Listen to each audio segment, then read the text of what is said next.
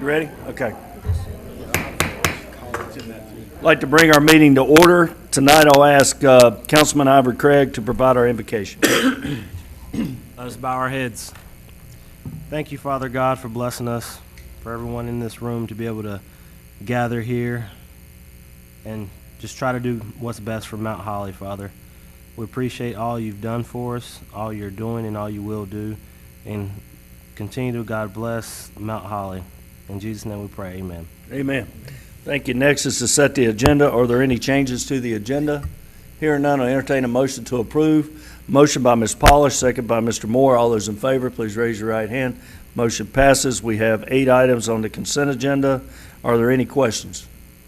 Hearing none, I'll entertain a motion to approve. Motion by Ms. Shoemaker, second by Mr. Craig. All those in favor, please raise your right hand. Motion passes.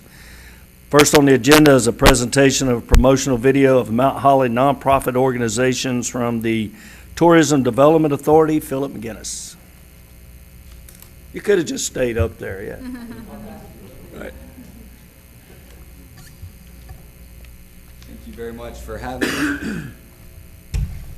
So what I'll start us with here, I had it loaded onto Keynote, which is like PowerPoint, but for Mac, and so it's going to update the presentation here. But I'm going to start us with the Christmas video, which I don't think anybody has seen yet, from the Christmas parade recap.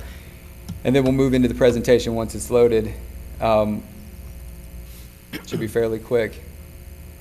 Get ready for a night of festive fun and excitement with your loved ones as Mount Holly, North Carolina brings you the most wonderful parade of the year. Be a part of the heart of our community where families of all ages gather to witness the spectacular parade. You won't believe your eyes as our unique parade designs light up the night sky with shimmering colors and unforgettable scenes, leaving you in absolute awe. But wait, there's more. The main street will be packed with food trucks serving scrumptious dishes and hot chocolate, perfect for keeping you warm and cozy throughout the night. The electric atmosphere created by the large crowds of friendly folks from throughout the community will add to the excitement and buzz, creating an unforgettable experience and memories that will last a lifetime. Join us for a magical night of celebration as we come together with our neighbors and new friends from all around. So mark your calendars. We can't wait to see you there. And these videos are in, there's pretty much finalized, but there's still time for edits. So what I would love to do is to send you a link to all of these clips that we have and to get your feedback. There's a little feature in something called Vimeo where you can click on the frame and say, like, here, it would be nice if we did this, you know, whether it's the voiceover or something that you would like to change in the visuals. So it's really easy to comment rather than by email. So I'll send you a link to that if it's okay, if it doesn't interfere with anything else, if I don't need to do it here, that would be great. And so any feedback on that video that you would like to share at the moment, as far as what we're going for is to attract visitors. We want to convey Mount Holly, the destination during the holidays from You'll Love Mount Holly was something we really want to get behind from a tourism perspective. And so currently what we have on our radar is the holiday season with all the special events calendar, and then also for Spring Fest. So we're going to try and have those as our 2 bigger promotional pushes annually, in addition to like our regular marketing that we do for hotel attractions, such as the Whitewater Center, our outdoor parks and rec and nature trails, and our downtown businesses and restaurants and merchants and things like that. So the holidays is a big emphasis that we have in these videos, and I'm going to play one that has the community garden featured in it for their holiday event as well. So, Phil, does anybody have any questions or comments about the first video? It's good. Looks good. Yeah, it's excellent. Thank you so much. I think just maybe the tree lighting to end it. Okay, perfect. Because it has a lot of the children, a lot of the families are up front, and it has Santa Claus. And he may be in this video feature here for the Miracle on Main. Let me see if I can pull that. I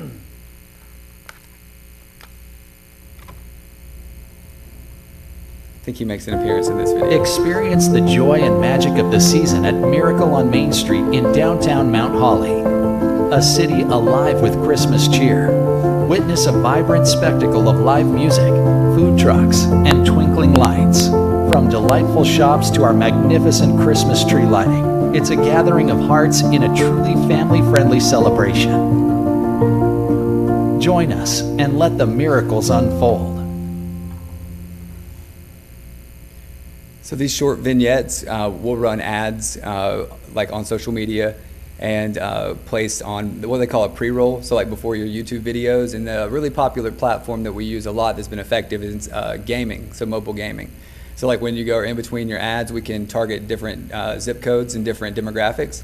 And so that's a very popular one. We get a lot of play through on that as well. So you can put them, Pandora Radio has been another good placement. So the idea is to attract as many people as we can to these events. And then, the videos I think do a great job this year, whereas last year we used still graphics. So we just used still images that were created by either someone on Mount Holly's team or we had an artist draw them up. But this is real people, real videos with the scenery of Mount Holly. So that's what we're going for in this next year's ad sequence. All right. And the one for, make sure I don't show you the same thing twice. This is the community garden. Wander through a winter wonderland at the Mount Holly Community Garden. Transformed into a spectacular light display, every corner sparkles with holiday spirit. Warm up with hot chocolate, indulge in cookies, and perhaps share a word or two with Santa himself. The garden under the glow of Christmas lights, an experience not to be missed here in Mount Holly.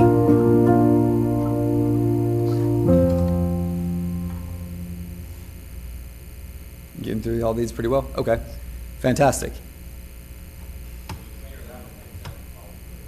Did it? We Thank did. you. We got Santa in there. I'm just disappointed it wasn't you, Will. Would it be possible this year to get a drone fly Yes. over there? Because the city I know has one, and I think it would be cool to see the whole garden or even the downtown from a drone perspective, kind of flying in. Absolutely. But I think it's, that was excellent. Has the community garden seen this? No, I wanted to bring them to you all, and then we'll have them, our ads are going to start in probably early October. So to have them come to you all and then make any final revisions in the month of July and then have them ready to go. We could start as early as August if we wanted to, just to get the buzz going in advance of the holidays. And so sending to them, and then as well, I get a question a lot from folks about where we want the ads to be. And so they suggest them going on TVs at places like local businesses. The hotels can't do it because their corporate policies won't let us run these on their corporate, guidelines in the lobbies. But anywhere that that would want to use them, they're wide open to anyone that wants to use them. Local businesses, on the government websites of any kind, during meetings of any kind, if you ever want to use them, they're totally open to whatever supports Mount Holly and that we can do. So, Great. yeah, and there is another one for, so this one I did want to clarify. The logic behind getting McAdenville, we're trying to attract folks on their journey into McAdenville to stop here and use this hotel exit conveniently because the traffic can sometimes back up this far. So we're trying to tell them, to stay here and then maybe, catch it the next night on the way out or whatnot. So McAdenville's featured in one. And so for Mount Holly to promote McAdenville, McAdenville doesn't have a hotel. And so, Gastonia, Belmont, and Mount Holly are the three municipalities that have hotels within their city limits. And so we're the ones that have a TDA to work from. And so we think it makes sense to try and pull in as many McAdenville visitors as we can during the holidays, especially to coincide with the holiday event calendar. So the guy on the narration definitely pronounces it wrong, so we're going to have to fix. He says McAdenville. So that'll have to be changed. And the timing's a little bit rougher on this one, but I did want to show you and give that preface of why we promote McAdenville, even though it's not technically within the city limits.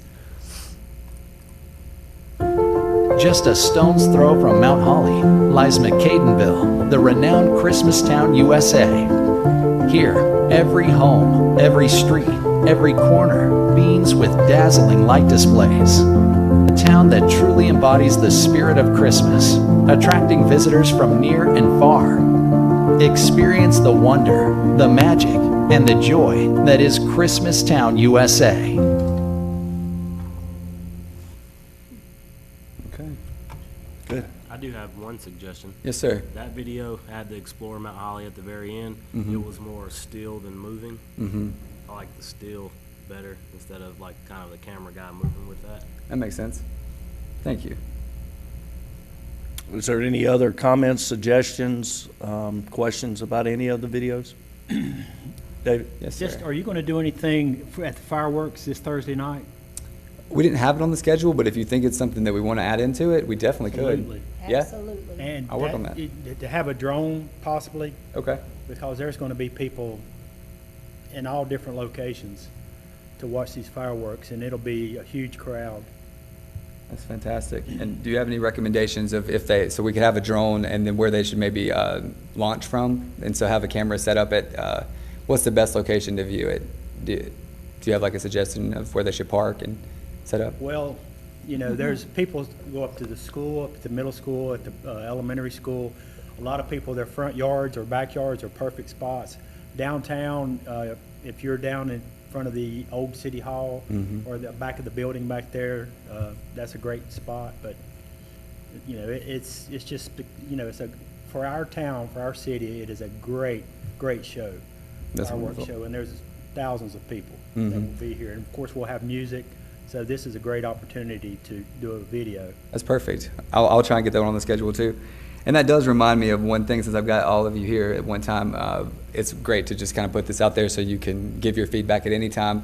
But patriotism and community service, the kind of things that, you know, Mount Holly with the police memorial statue and whatnot, I think it's really nice to work that in from a tourism angle, because I think it projects welcoming attitude, community bond, safety, things like that. So anytime we can mix in that message about public service, celebrating July the 4th, that kind of thing, I think it makes a lot of sense for tourism, because you're conveying that like we are bound together. Like we're determined to do well together. We welcome other people in. It's a safe place. So between outdoor recreation, the holidays, which is like a family orientation, and then also like safety and public service and giving back to the community, I think that's a really good kind of three things to pitch out towards visitors as to why they would choose to stay here. Because a lot of people want to know if they're staying in a safe location and if they, you know, could enjoy their time, leave their car doors unlocked possibly. I don't know if the police recommend that or not, but you know, that kind of idea. We still live next to Charlotte. That's right. We blame it all on, yes, absolutely. Mr. Meadows.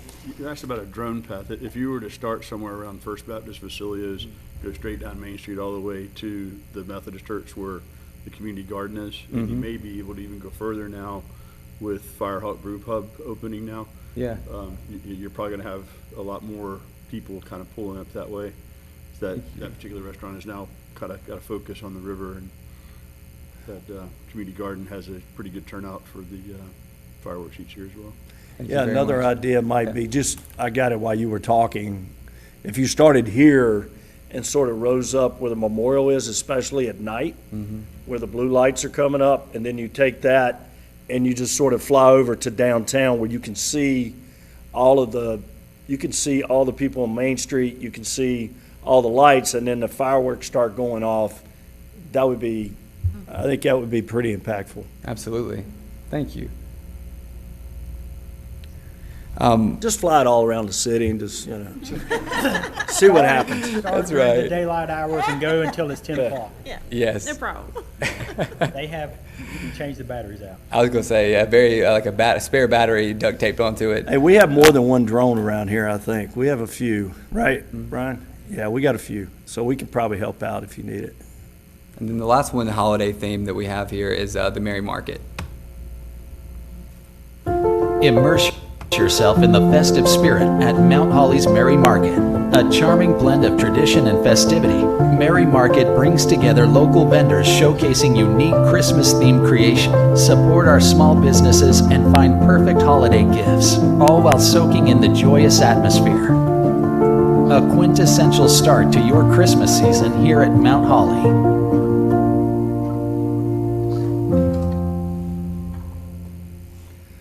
I want to keep that one because Marlene Huggins is in it. Yes. Yeah.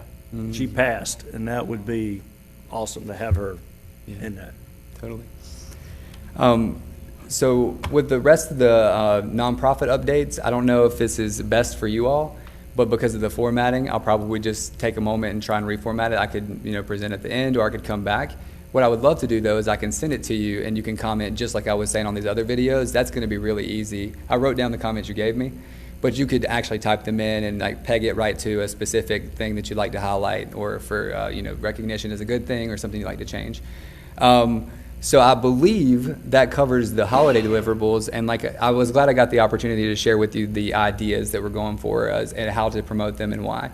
As far as holidays and then Springfest, if everyone seemed happy with that as an event, and so we would like to get behind that with a larger budget. So we did a really nice marketing budget for holidays. And so for the summer would be the next one to consider. So I think if it's fireworks and that kind of thing and live music, which the concert series, we could kind of emphasize that as well. So to kind of, and what we do from the TDA budget standpoint is we take a larger marketing line item and apply that to that specific campaign. And so we really try and measure it, track it. We do that through different advertising campaigns, like I was saying, through Pandora and whatnot, and then billboards as well. So any of that you would like to give input to, that would be wonderful, because we're really trying to always sell a consistent message of Mount Holly, but then 3 times a year is the goal to get it there, where it'd be holidays, spring, and summer. And really emphasize why to make a visit during those seasons. And if you've got one for fall, we can mix that in. But so far, I don't know what rises to the level of tourist attraction for the fall just yet. But any other things that I could share or answer? Any questions? I think it's an excellent job.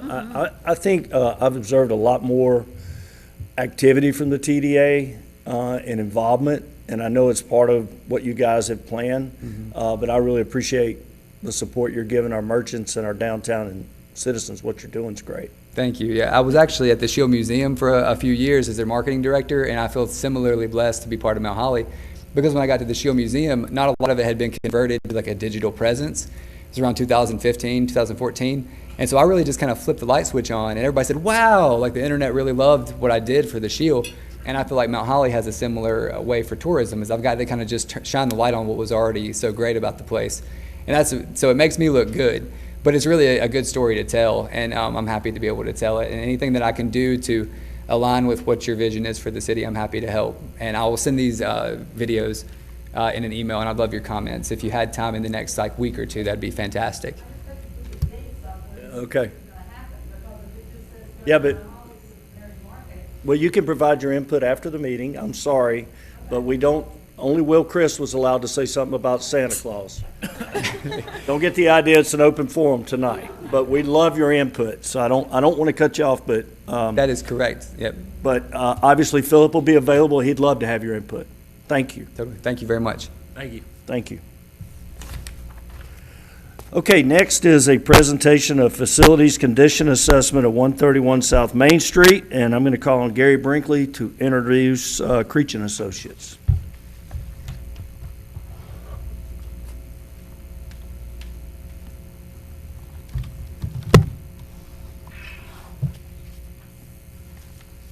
Okay, good evening, Mr. Mayor and City Council. For the past 9 months, I've been able to chair a special committee that the mayor appointed.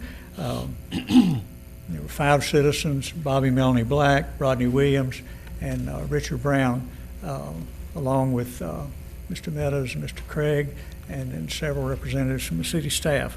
And the purpose was to review possible upgrades to the old City Hall that some of us affectionately know as the municipal building. Committee established goals, established some criteria for the selection of a company to be responsible for, investigating the building and documenting, and that's what we're going to hear tonight. We selected Creech and Associates. They began their work in January of this year, and tonight you're going to hear the culmination of their work. I've heard this presentation twice. I think Michael can give it in his sleep. He says it's not always the same every time, but they've done a very professional job on a very complicated situation. And so I'm going to turn this over to Michael in just a second. The mayor has agreed that I could come back after he finishes and make a few personal comments. I want to thank the mayor and the council for letting this process take place. I think we all now have a much better idea of what's in front of us, and that make it less complicated, but at least we know a whole lot more about it than we did, this time last year. Okay, Michael, if you'll come up. This is Michael Sapino from Creech and Associates.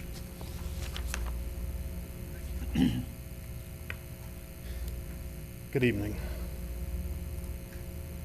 Just get this up and running.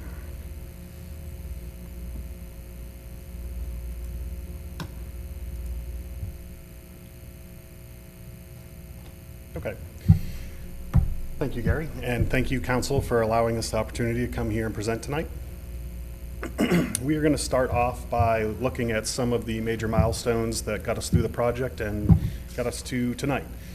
So after we started the project, we had a team that was made up of several different consultants kind of go through the building and assess their respective scopes for the project. From there, we came up with a preliminary report where we took all that information, simplified it and compiled it into a report that we then gave a client update to. I believe the advisory committee was the folks that heard that preliminary report update. From there, we took their feedback, went back, analyzed the data that we found in through the assessment and the feedback from the advisory committee, came up with some renovation options, and then we took those renovation options and sent them to a professional cost estimator. We also used a MC Moore Construction to kind of vet those costs to make sure that we were, had a good data set for our cost estimate, and that brings us, excuse me, to the final report that we'll see here tonight. And this is just the presentation. There's other pieces of the report that make up the full kind of report.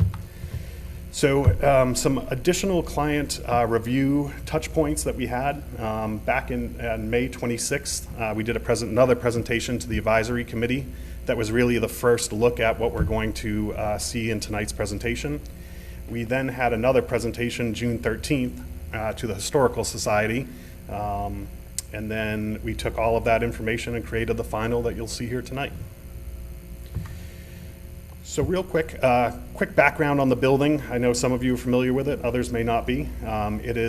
It consists of a basement level, a first floor, and a second floor. The second floor, as you can see on these plans, is a partial second floor. It only occupies about half of the first floor plate. In total, you have about 11,627 square feet. I'm going to quickly jump into the floor plans because I think it's important to note, especially when we look at the basement level. While the basement level, the total square footage is about 4,500 square feet, it's important to note that not all of that floor really lends itself to something like leasable space. On this, I don't know if you can see my cursor on the screen, but there is a floor level change that happens. There's kind of the lower floor level that happens on the back side or the parking lot side of the basement level. And then you go up a set of stairs to an elevated floor platform. Right now, one side of it that's highlighted here in blue is really kind of mechanical space. Because of the head height and some of the other obstructions that you have in here, I don't know that it really lends itself to being anything other than mechanical space. It's adequate to serve the building and its future needs, so you can kind of put all the mechanical equipment in the space. This area that I've highlighted in green could be something that could be used as a storage area for whatever potential use happens in this red area here, or it could be like a shared storage space for if you have multiple tenants in the space. But again, it's got a really low head-to-head or floor-to-ceiling height in there. And so as you start to put certain services and stuff like that, I think it would be really problematic. So I really think when we talk about the basement floor that you're looking about a little over 2,000 square feet of kind of usable, potential leasable space. You don't have that issue when you look at the first floor and second floors. Almost all of that floor plate can be used. As the design for the renovation progresses, there'll be things that come out of that, vertical circulation, any type of utility spaces, but for the most part, I think that floor plate can be used for whatever occupancy goes in there. And then up on the second floor, again, you can see that it's only a partial second floor. You come up these stairs that are accessed off of the front of the building, off Main Street, and come up, and all of that space, again, could be potential leasable space with the small exception of some utility space. There'll probably be electrical closets and some other things that need to go into this. But I thought it was important to make that distinction between the floors. Because if you're looking at the total square footage, you'll have to take out some of that square footage on the basement level for mechanical space. Any questions about the floor plans before I move into the next part of it? Okay. So we have completed an assessment. It is a much bigger report than just this one page here, but we like to stay high level when we give these presentations. So this is the summary page. This page outlines kind of the major components of the building. I've added some photos of some of the conditions in here, so if you all are familiar with it, you have a little bit of information. Additionally, we've added the rating system, which is done on a five rating system, ranging from poor, fair, good, very good, and excellent. Some of those titles can be misleading, so it's really important to pay attention to some of the definitions of those ratings over to the right. Really, with this report, we're only going to deal with poor, fair, and good, just based on the age of the building. That's fairly common for a building of this age. So when we talk about things that fall into the poor category, that's really things that need to be addressed immediately. To either it's a life safety issue or something that is causing problems in the building and needs to be addressed so that there's no further deterioration of the facility. The next one would be fair, and what that means is we've noticed an issue or a deficiency, and that it's okay right now, but it should be planned to be corrected as part of the next major renovation. And the third one, the good rating, is that satisfactory condition for some use with a limited lifespan.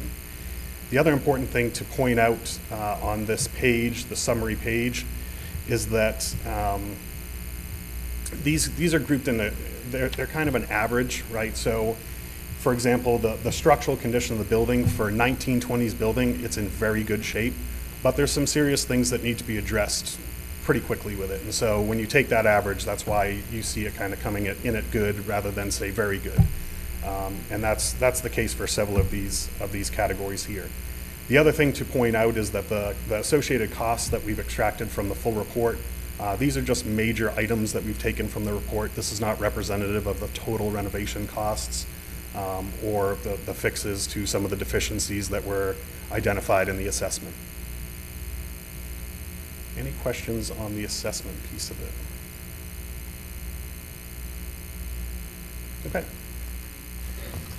So here is a quick summary of the renovation strategies. I think it's important to note that there's several different ways that you could approach a problem like this. Kind of our industry standard and the way that we go forward with a lot of these projects is really to investigate the various levels of time, cost, and scope, right? Those are the three main factors of most projects. And so what we've done, like we've done in other projects of this kind, is really identify what we feel is a low impact solution. So that's a solution that has a minimal impact on the time, cost, and scope. And it doesn't address all of the issues, but it focuses on the major issues that we think need to be resolved. And then we give a solution that's a medium impact. Again, kind of medium impact on the time, cost, and scope. And this addresses all of the items from the low impact, but it adds another layer of refinement to the strategy. So we pick up a few more deficiencies and solve some other problems. But again, trying to find kind of a happy medium between the low and the high impact scenarios. When we look at the high impact, that's the full thing. That addresses everything that we found in the reports and any of the other information that was shared with us through the course of the study. So those are the three main ones. And again, I think it's important to realize that this is a pretty straightforward way on how to approach a project like this, but there are several solutions to this renovation problem. And oftentimes when we do these, it's not any of the solutions that we put in front of you. Oftentimes it's bits and pieces from each strategy that combine to make some hybrid solution. But by allowing or providing the information in this format, it allows you to kind of pick and choose and create some of your own hybrid solutions. So we find this is an effective strategy for a project like this. Any questions about how we did that? Okay. So option one, this is our low impact renovation. So some of the details that explain this strategy, we are going to keep the first floor for the most part as is. We will section off areas on the first floor, which is again the museum floor, for renovation work. So we're going to find areas that we're going to need to touch just simply to bring building systems up and down or look at vertical circulation components, things like that. But for the most part, we're going to try to minimally disrupt the museum. Now there's going to be some things that are major items that need to be addressed in the museum. So it's not saying that we would not close it at all, but we're trying to really stay limited with the closures for the museum piece and really try to leave the first floor as is. So in this scheme, we would demo and abate the basement and the second floor fully. For MEP systems, we would replace the basement and second floors. And then on the first floor, all we're doing is repairs. During the course of the assessment, it was found that there was a code violation where we have an unducted return with a combustible structure above, and so that is a code violation. So things like that, we look to revise the restroom layout so that we can better adhere to the ADA guidelines. Stairs, the egress stair on the back of the first floor, because of the grade change from front to back, your second floor is actually elevated. So those are the things that we would have to look at with regard to the first floor, and could potentially add some closure time to the first floor. With this scheme, we would repair all of the exterior components. It's really important for a building like this. Newer buildings have brick veneers and air barriers and rain cavities and all of those things. This is an old building. It's a masonry, load-bearing masonry structure. Your structure is also your skin, so that brick is doing it's wearing several different hats when it comes to regard to the building. So repairing all of that stuff would be part of this. And the first floor, like I said, would remain as is with the exceptions of the restrooms and the stairs and a couple other places that we have to touch.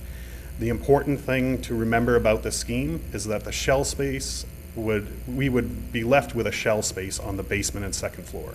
And the small image that I put up there is kind of an example, right? This would be stripped down to kind of the bare essentials of the floor, your structural system, you'd have exposed walls, those sorts of things.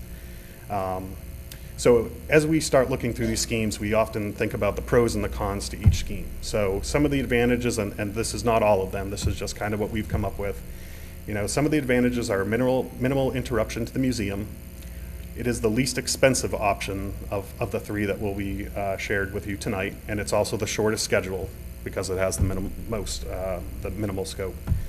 Some of the disadvantages to this scheme would be hazardous materials would remain on the first floor. And based on the report from the hazardous materials team, it does create a little bit of a problem with any future kind of activities that would disturb some of the hazardous materials that are in place. There's also another little piece in there that says that they are anticipating that there would be more than what was found once we start peeling back layers of the first floor. So just some items on that. The other kind of negative to it is that we would defer the renovation costs for the basement and the second floor. And if you've ever gone through a construction project, oftentimes a problem, there is some yearly escalation that has to happen as well. It's been all over the place in recent years, but typically you see between 3% and 5%. So that would be added cost to increase or to renovate those spaces later. We already talked about the basement and second floor remaining as a shell.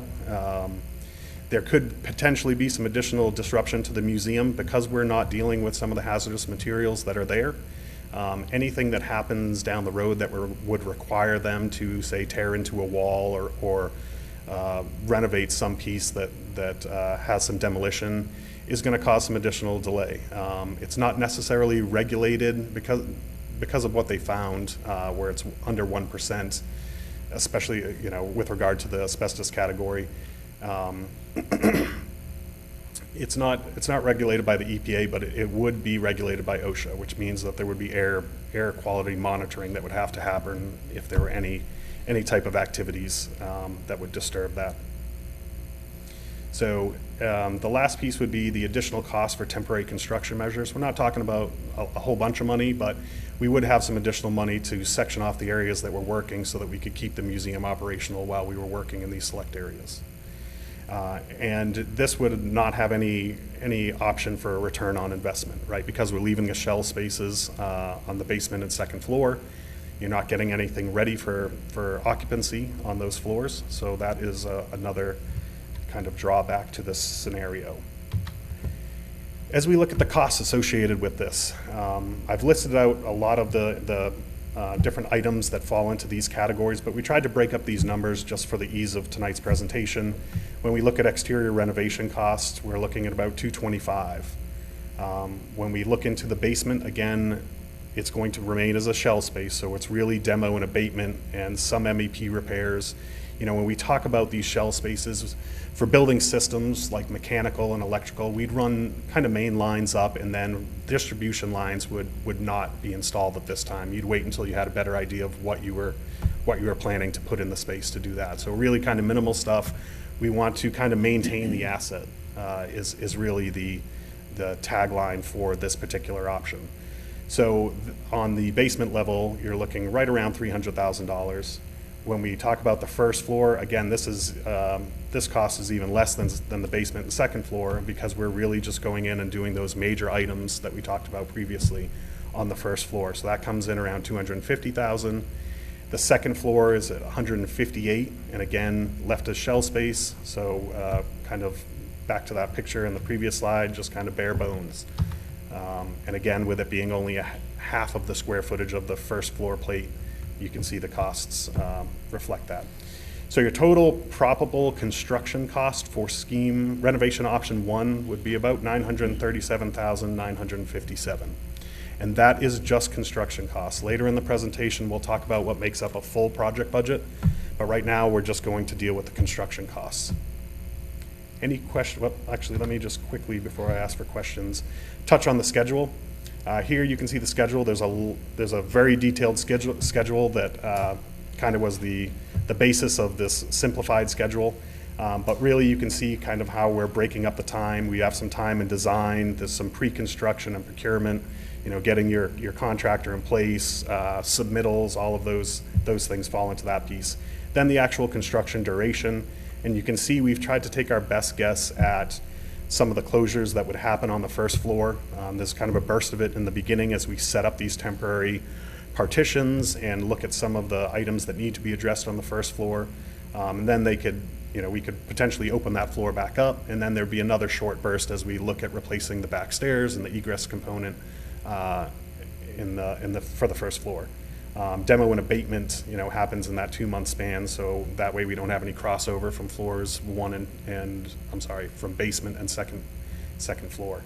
And then the interior renovation makes up the remainder of that 6-month duration. So before I move on to option 2, any questions with option 1? What it entails? No? Okay. Renovation option 2. In this particular option, we are vacating the entirety of the building. We are going to go in and demo and abate the entire building. We're going to repair and replace all of the MEP systems. We're going to still do all of the exterior component work, and then we're going to come back in and we're going to upfit the first floor for occupancy. Now, when we say that, that's a pretty broad statement. What we had to do is kind of make just a general assumption on what that renovation, we don't have any plans for what that renovation looks like, so we took kind of the easy way out and just said it was a general office. And that's purely just an assumption on our part so that we could kind of run some numbers and figure this out. You would still have shell space on the basement and second floor. So the real difference here is that we're vacating the whole building, but then we're going to come back and we're going to upfit the first floor. And we're going to take care of all of the hazardous materials, all of the MEP work, all of that stuff will be done. So some of the advantages to this: economy of scale. Economy of scale oftentimes touches your time and your wallet. So in this particular scheme, we tried to get all of those big ticket items done at once. So that's the hazardous materials, the MEP, all of that. Another advantage is there's no future abatement and monitoring. All of that stuff will be taken care of. First floor will be ready for occupancy, and you would have, depending on how it goes, potential for return on investment for the first floor only. And this is a less expensive option than option 3, which is the high impact. Some of the disadvantages to this: we would displace the museum. We would defer renovation costs again for the basement and the second floors. So again, you're having to deal with escalation if that's going to be something that happens down the road. Your basement and second floor again is left as shell space, and this would require the city to find a tenant in order to realize the return on the investment. If we look at the associated costs, exterior renovations remain the same. It's the same scope of work, so no change there. The basement renovation remains the same scope as option 1. The big change is the first floor renovation cost. Because we are going in now and we're doing all the demo and abatement and we're covering all the MEP and we're doing all of those things, that number grows pretty significantly, up to just over $1 million. Second floor, again, remains unchanged as the scope is the same. And this brings our total probable construction cost to $1,789,018. As we look at impacts on the schedule, fairly minimal. We went from, I think it was 19 to 21, right? So we see a little bit more time in the design category. There's more items in the scope, so the design team has to take a closer look, come up with some different scenarios for that full renovation on the first floor. Your pre-construction procurement is it's exactly the same, pretty much the same scope there. And then obviously your construction time would expand because you're adding the upfit to the first floor, which was not included in renovation option 1. Any questions on renovation option 2? Any questions? Okay. Guys are making this too easy on me. Okay, renovation option 3. So, like option 2, we are vacating the entirety of the building. We're gonna do all the demo and abatement. We're gonna repair and replace all the MEP systems, all the exterior components. But the difference here is that we're going to upfit each floor for occupancy. Again, we're gonna use that assumption of an office layout just purely for cost estimate, makes it a little easier for us. When we look at this, again, the advantages to this are economy of scale. Now we're getting it not only on the demo and the building system side, but also all of your interior framing, all your drywall work, all of the scope. Because you're going to upfit the entirety of the building, it makes it a more appealing job to a lot more contractors, so they may bid on it. You'll get better pricing, so there's some real advantages to this scenario. You have no deferred costs, no increases due to escalation. All the spaces would be ready for occupancy. And you have a potential for the maximum return on investment. You're going to spend this money to, renovate this building, and this gives you some flexibility as to who can come back into it and what kind of income you can kind of regain from your original expenditure. So, some good advantages to this scheme. Some of the negatives, again, we're displacing the museum. It is the most expensive option. It has the longest design timeline, longest construction timeline. And again, it's requiring the city to find tenants in order to realize that return on the investment. And instead of just one tenant, now you're looking at up to 3 tenants, or it could be one that occupies the entirety of the building. But still, the burden to find those tenants falls on the city. As we look at associated costs, exterior renovation, again, remains the same. Basement renovation goes up to $830,000, right? We're going back in now, we're doing the demo, the building system upfit, and we're doing a basic kind of layout in that space, getting it ready for occupancy. Your first floor renovation cost remains the same as option 2. We're going in there, demoing and upfitting the space. And we're doing the same on the second floor. So you see an increase on the second floor to just over $500,000 for the second floor renovation cost.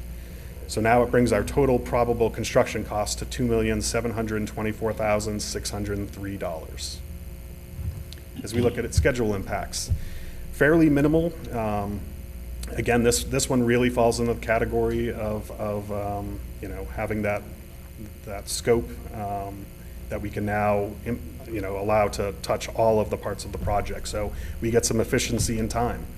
We have a little more design time because we're covering the basement level and the second story, and then the remainder of that added time happens during construction. But again, economy of scale kind of limits that. So this scheme relative to the last scheme is not a huge add to the overall schedule.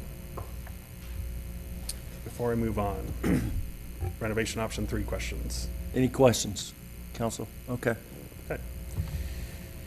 So, Hold on, we have one. Mr. Moore? On the second floor, the ADA upfit, is that going to include an elevator? Does Or not. just Well, the stairs? Just the stairs, yep.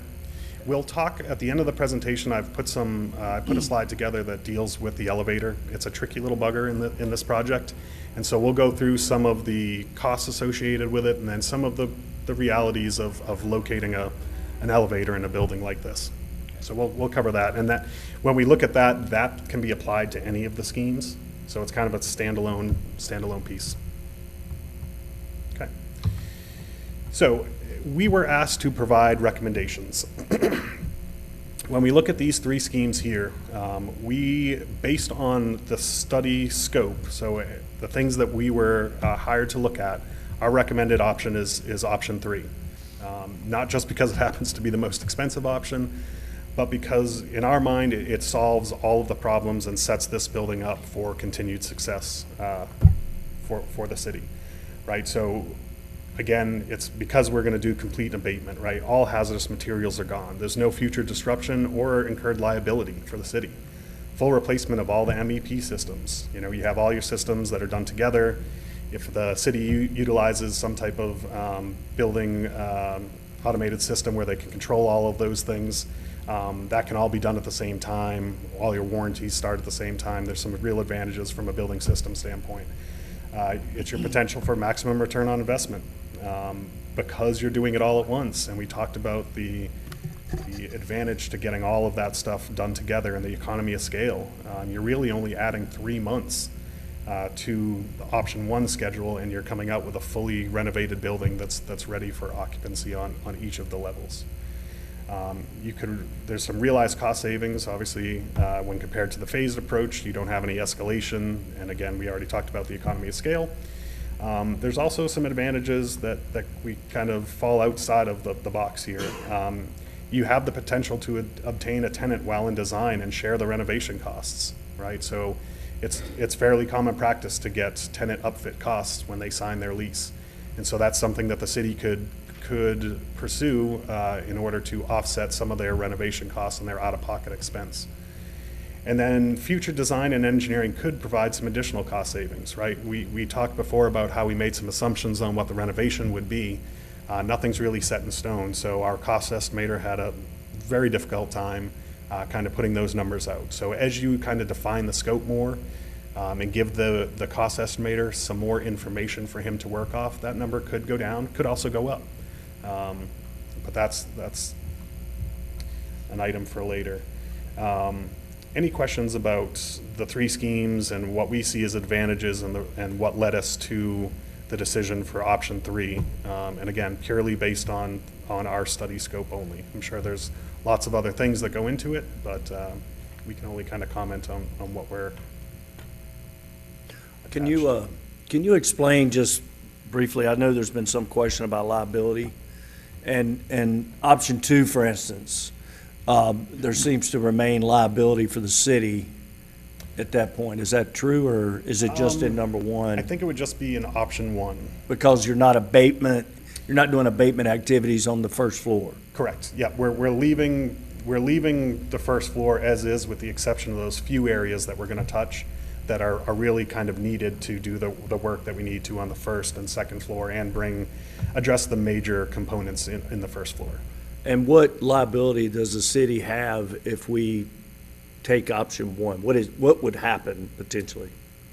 I'm probably not the best to answer that question. I think that would probably be something for the city council or the attorney. But you know, like I mentioned before, anything that disturbs the consultant found that anything that disturbs the work there, because they found trace amounts of asbestos in the joint compound. Anything that would disturb that would need to be, again, there would be some monitoring and some other things. As far as liability goes, I don't know that I can answer that for you. Well, you referred to OSHA versus the EPA. Yep. And I want to and if we need to have follow-up, that's fine. Yep. I just, if you can't answer the question, that's certainly fine. I don't want to put you on that spot. I know it was some question, and I want to clear that up if in the minds of the council it's a very difficult decision everyone is going to have input on to make. So I just want to make sure that is cleared up. Yeah. Yeah, and I don't know that I can answer that fully for you today. I think somebody had mentioned this before in one of our meetings, that now you know it's there, it's kind of on you to figure out what you want to do and what you're willing to accept. Right, and I understand Councilman Meadows did that, and certainly I'm not taking any words from you and said that, but I want to make sure we are all on the same page that if you are a city versus a individual contractor, say, and you have citizens going through a structure where you have known contaminants, what is the liability of the city? Yeah. Because there could be a contention for option one, right? Potentially. Yeah. If you look at it, but as a city, can we look at it the same way? Councilman Meadows? So what I was raising is I guess first let me start with the process that they've gone through. First, they kind of talked to staff before they went through the building and collected all this information. This information has been reviewed by the committee itself. So several of us have been through this presentation more than once. And then it's gone to the Historic Society, which I'm anxious to hear what their feedback was on that as well before I got here tonight. But what I wanted to share with you, Mr. Mayor, is that we asked that question and have asked for additional information because there's not clarity. We seem to know that there's lead-based paint. We seem to know there's asbestos. We seem to know that there is potentially a mold issue as well. But what level of abatement and what level of liability, what we've asked staff for as we go through this process is feedback from an actual environmental consultant so we get a better idea of what situation we're actually in, because you can't put citizens at risk, which is one of the points I've made with my background. I happen to know that when we know, you now have to have a plan to deal with it, whatever that means, and we don't know what that means yet. Right, and I guess as I sit here, and I want you to finish, some thought is that, in my mind, if you're gonna continue to have the situation as it is currently with the current usage of the Historical Society, option one, am I correct in saying option one is the only option that would keep them intact in the building other than being out of it for up to 19 or 20 months in option two, for instance? Yeah, that's correct. Okay, so I want to fully vet really with the committee vet and with the Historical Society providing their input to committee and council in the right setting, that we vet that and make sure of how each feel about it and get everybody's input, because that's why we're here, is to go through this process to make sure we're making the right decision.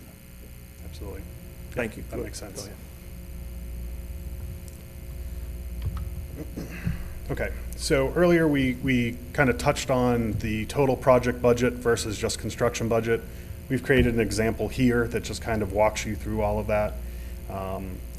Typically on a typical project, about 75% of your overall project budget is allocated to your construction costs, site development, building costs, construction contingency, GC fees.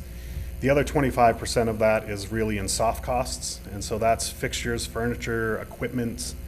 So for example, if you were doing another city hall, it'd be all of your furniture packages, all of your TVs, those sorts of things. A typical breakdown is more like 70-30, but because we don't feel that you're going to be going in and putting furniture and all that stuff, I mean, this is a little different animal. We revised that to 75 and 25.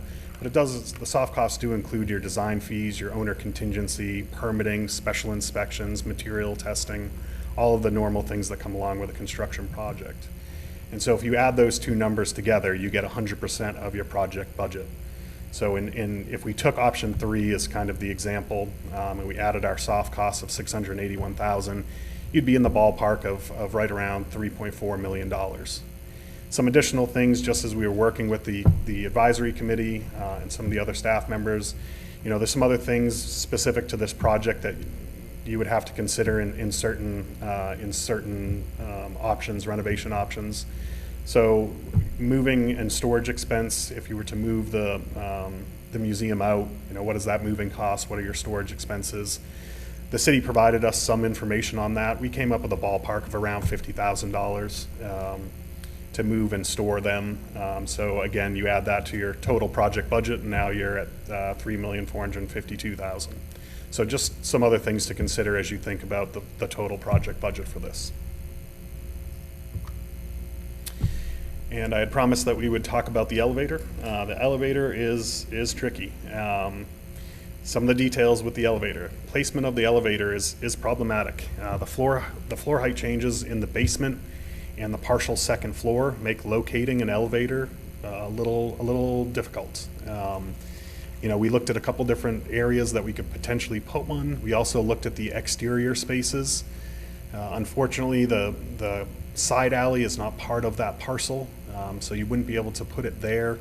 You could look at putting it in the back parking lot. The problem there is that the second floor doesn't reach back to that exterior wall. So you'd have some type of catwalk scenario.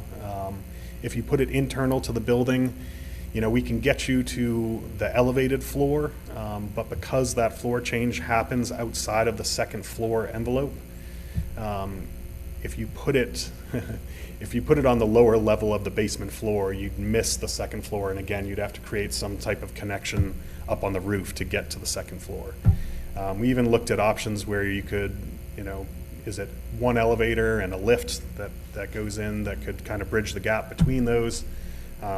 There certainly is a solution there. I don't know if it will perfectly check the box for all 3 floors, but something to keep in mind is that depending on the type of occupancies that you would put on, say, the second floor, it may not require an elevator. I think you guys have a lot of examples on Main Street where you have businesses up on the second floor. Not all of them have elevators. We've been to other towns and cities where that's the case. So it really, I don't know that we could answer this question until we have a little bit more input about what the renovation is, who's going in it, what type of business or occupancy. But we did come up with just a ballpark number. When we talk about the cost for this, it's not just the cost for the elevator equipment itself. You have to think about things like the existing structural system. You know, you're cutting a big hole through all the floors, or, you know, putting a piece onto the side of the building. So there's all kinds of structural components that need to be considered, some upgrades that need to happen. We've given 2 numbers here. The first option is for an elevator, and that would be about $2.25.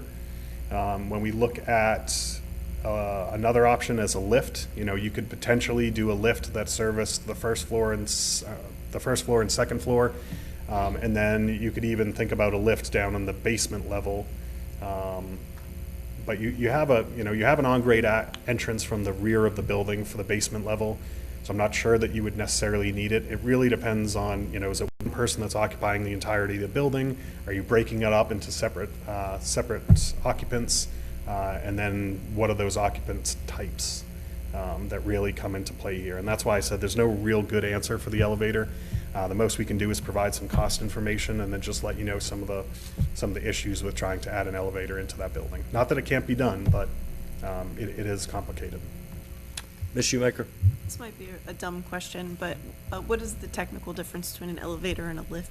Yeah, no, Except being in England. Yeah, no, it's elevator, you've been in. A lift is just a smaller kind of personal elevator, if you will. If you've been to some museums, someone had mentioned Shield Museum earlier, I believe they have a lift. So they have a change of height on the floor, and basically somebody that needs to make use of it, it's just no bigger than this platform here.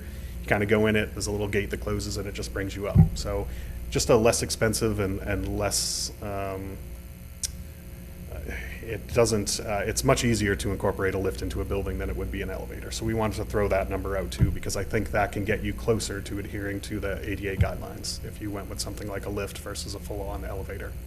It's a pretty narrow building too, which makes an elevator pit or elevator area difficult in there. And then when you think about kind of the overrun on the elevator going up through the roof and having that, there's a pit that's required, right, for the hydraulics if you end up going that way. So there's lots of ins and outs, and that can be studied further when it comes time for the renovation drawings for the building. We can kind of dive into that a little bit more, or whomever you choose for that. But that is the end of the presentation. Thank you, Michael. Council have any additional questions for Michael? Okay. Thank you. I would like to make one comment on the elevator. I think, and this is just my opinion, that we would just need an elevator from the first floor to the second floor, not in the basement. That's just my opinion. I don't think we need to go down to the basement all the way with an elevator. But that's just something we need to look at. Yeah, and there are certainly options out there that would align with that. Right.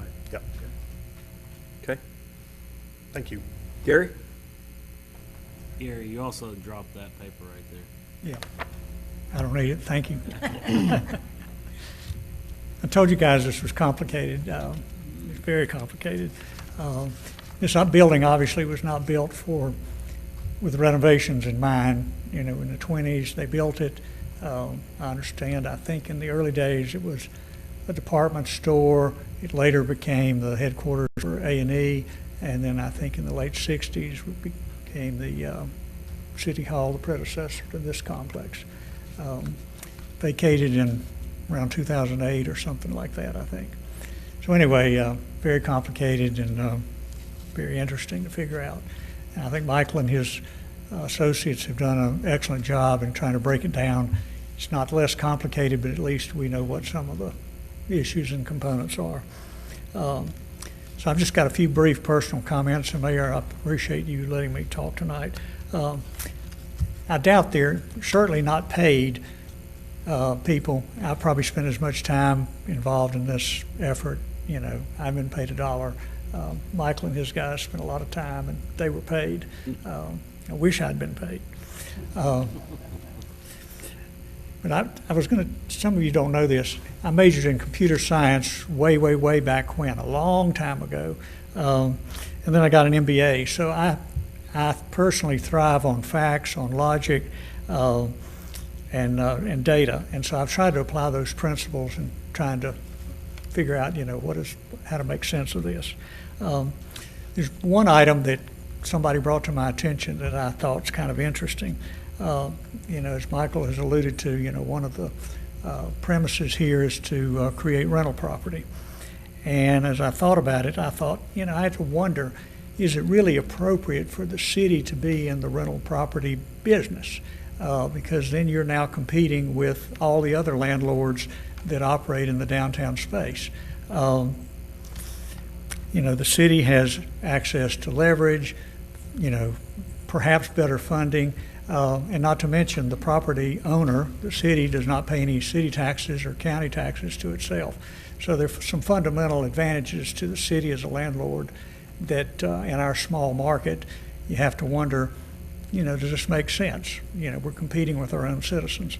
And then I kind of walked up and down the streets and drove around. You know, there are 4 properties that I can think of that are available for rent now. And a couple of them have been on the market for a couple of years. You know, the pet store Holland Building is one, and then there's some other smaller things that are available. So anyway, I throw out the idea, you know, we need to be competing with our citizens. I also did some back of the envelope calculations of a payback, and there are a lot of assumptions one has to make. But if you throw in the construction time plus once you've finished and you're up and rentable, you know, you're looking at probably 8 or more years to start getting the first money back, or, you know, to have paid for the project. I mean, 8 years is a long time. A lot of things can happen, you know, COVID notwithstanding and other things going on. So again, you know, is this risk that, you know, we need to take, you know, as a entity for citizens and, you know, for the council. Now moving on, you know, I can support the option 1 that, you know, Michael referred to in addressing the most serious issues in the building. You know, some of that should have been done in years past. Some of us have talked, Jeff and I've talked about how, you know, some of this is, it eventually catches up with you. You know, you don't do things in your car. Eventually you pay for them. You don't avoid the expense, you just postpone it. So some of this is postponed expense that needs to be addressed. So I agree and understand that we need to do that. But in this economic environment, you know, when the increased tax rates and taxes that are going on, it's just something that we need to be undertaking today. Yeah, I personally feel like, you know, our city tax dollars need to go for, you know, utilities and, you know, protection, things like that. And beyond that, everything needs to be evaluated very critically. Most of you are not on fixed incomes like me, but you'll get there eventually, I promise you. And it changes your complexion on how, yeah, Phyllis, I know you're there. But it changes your complexion on your own personal economics when your income stream gets, you know, limited to your retirement and Social Security. So taxes are important. And soon my taxes are going to become, you know, one of my biggest expenses. And you don't have any option. You got to pay for them. Third point is, we've talked earlier, and, the mayor said to me, there's never the intention to harm the Historical Society, and I accept and believe that. But I have to also say that I think moving us is going to be, one of my peers said that's going to be like the final nail in the coffin. That it's going to hurt. It's going to hurt a lot. When you move the museum away from Main Street and away from the crowds that we get at parades and fireworks and the city music and whatever, our traffic is going to dwindle to a trickle. It's difficult for any nonprofit to recruit volunteers. And this is going to make recruiting of volunteers even more difficult. When people come to be a docent and nobody comes in, eventually you lose your enthusiasm and it's going to get difficult. So I'm worried about the long-term viability of the society and its ability to support the museum. It's something we need to just think about. This is not in my notes, but I thought about this earlier. I joined the Master Gardeners several years ago, and there's a little saying that they use called right plant, right spot, and that applies here. The museum is the right plant, and it is in the right spot. And move, you're going to have the right plant in the wrong spot. And no matter how badly any of us want a plant to grow, you put it in the wrong spot, it's going to fail. You can't will it to do better, because if it's in the wrong spot, it just isn't going to work. And so that's we need to think about right plant, right spot. And that, in essence, is, I think, something we've got to deal with.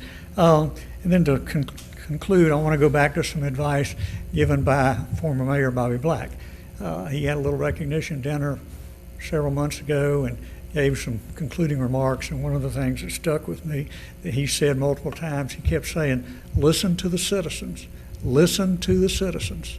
So I think in this case, the citizens have been fairly vocal about the whole museum issue, about moving.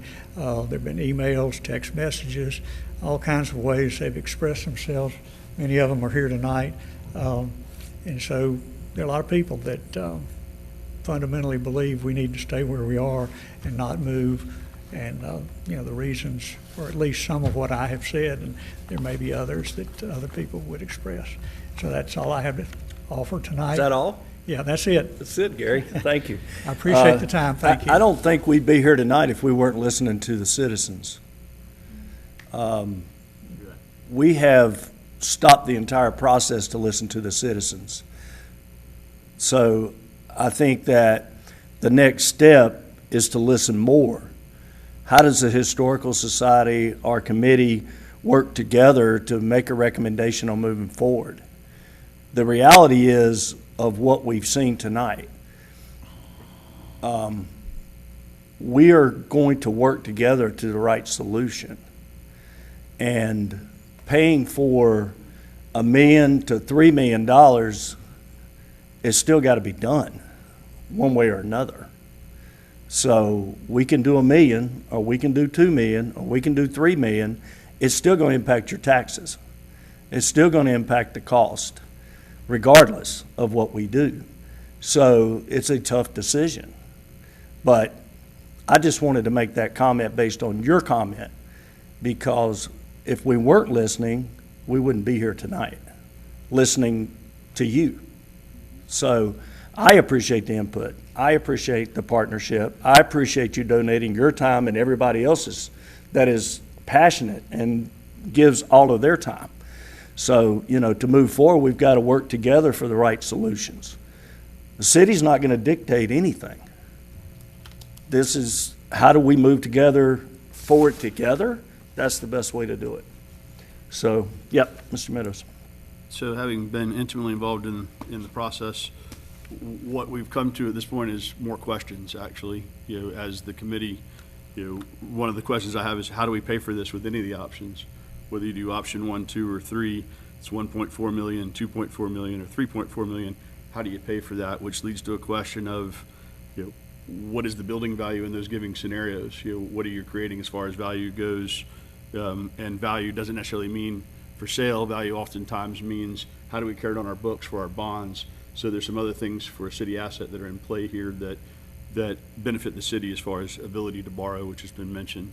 The other question is, lease revenue. I think we thought this was 13,000 square feet at one point. I think we're learning it's more like 8. So when you look at the scenarios, and you've got to look at, if I do A, how do I pay for that? How much money can be raised? We don't know what any of the uses are, and I would submit that some of these numbers, depending on what the end use is, would go up, not down, because when you add to the shell, it goes up. So for me, this has asked more questions, and one of the most immediate we've already talked about, which is we now know about some environmental questions that we need to answer sooner than later to protect our citizens, whether you stay or go. If you're going to be in that building for any period of time, we need to make sure that it's a safe environment. We as a governmental entity are held to a higher standard than a private entity would be held. So there's other questions I think that as we learn the questions to these, we have to start asking as well, which are as difficult as the condition of the building, the value of the Historic Society, and where they'll continue to thrive, whether it be in this spot or some other position that we can create. We don't know the answers to those, and until we get the answers to these questions, I don't know how you move forward. Okay. Any other questions or comments? All right, we'll take a 5-minute break. Gonna eat all that. Part of it, Or 7:41. I think that's funny. Brinkley, and then I gotta go. Drinking, hopes he drinking. He's drinking a Fanta. Let me tell you what I made at the beach. I got put Fanta in it, and then put a little bit of half it tastes just like a dreamsicle. Yeah. He's not allowed to drink very much soda, but he's not allowed to drink very much soda, so that little can was kind of so a treat it's for in him. heaven. Yeah.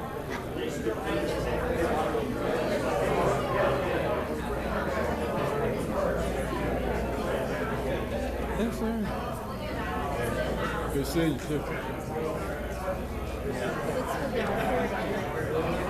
What's with the recording?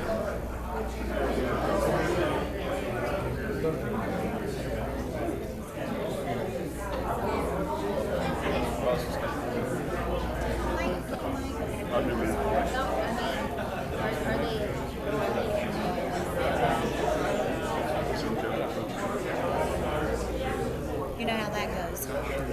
I just never heard of them.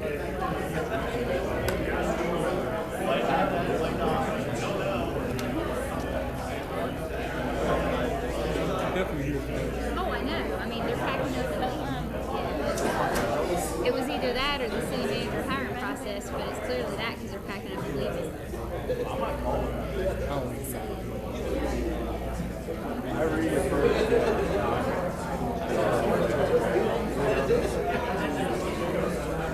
didn't intimidate me. I don't think it intimidates anybody from the city. I mean, we already record on the screen on that. No, it doesn't do anything. I'm a little surprised because the mayor allowed to set up the microphone. And it wouldn't, but it's not unsafe.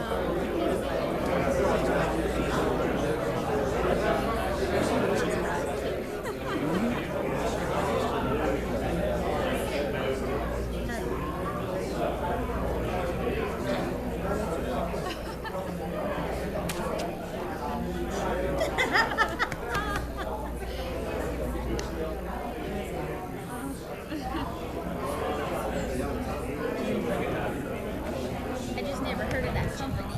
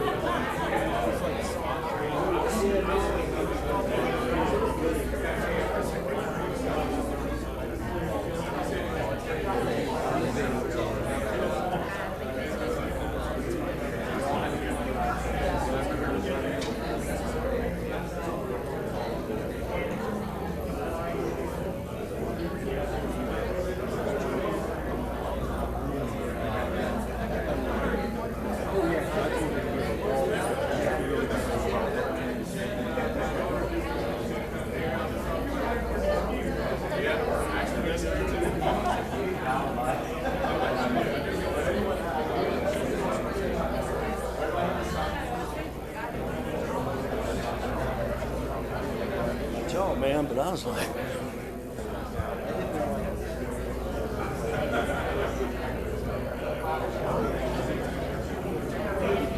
Council, if you could start making your way back, we want to be sensitive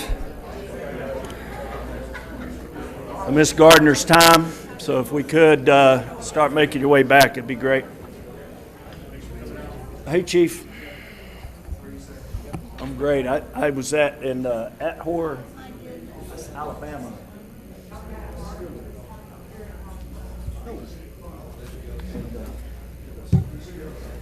Three fire trucks. One was a woods boat. They're all used old. There was an American, one of those, I can't remember the other one, but they were. Okay. Auction in Alabama, and it had one in his town and one next door. He bought them for like $12,000. But he's scared about his stuff burning.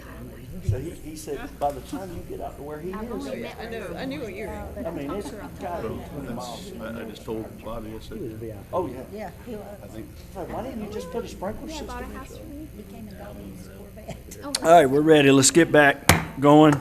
Next is discussion of the city manager hiring process. Geraldine Gardner.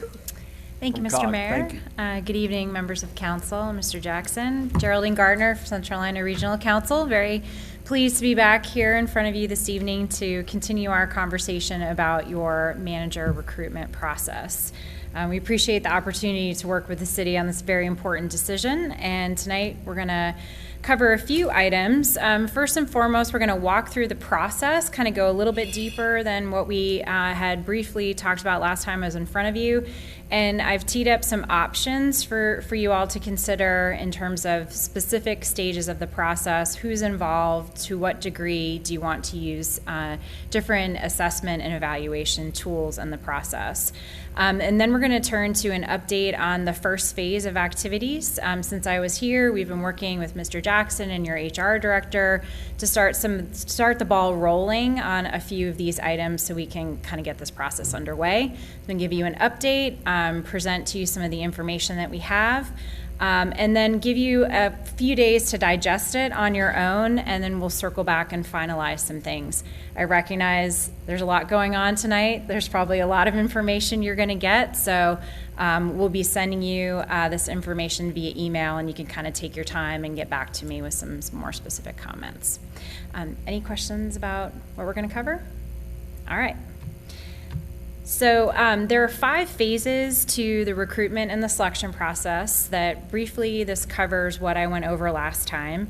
I'm going to walk you through each of the phases. In phase 3 and 4 is where you start to have some choices, okay? So hopefully we can come to some decisions tonight and we can write up a scope of work based on that.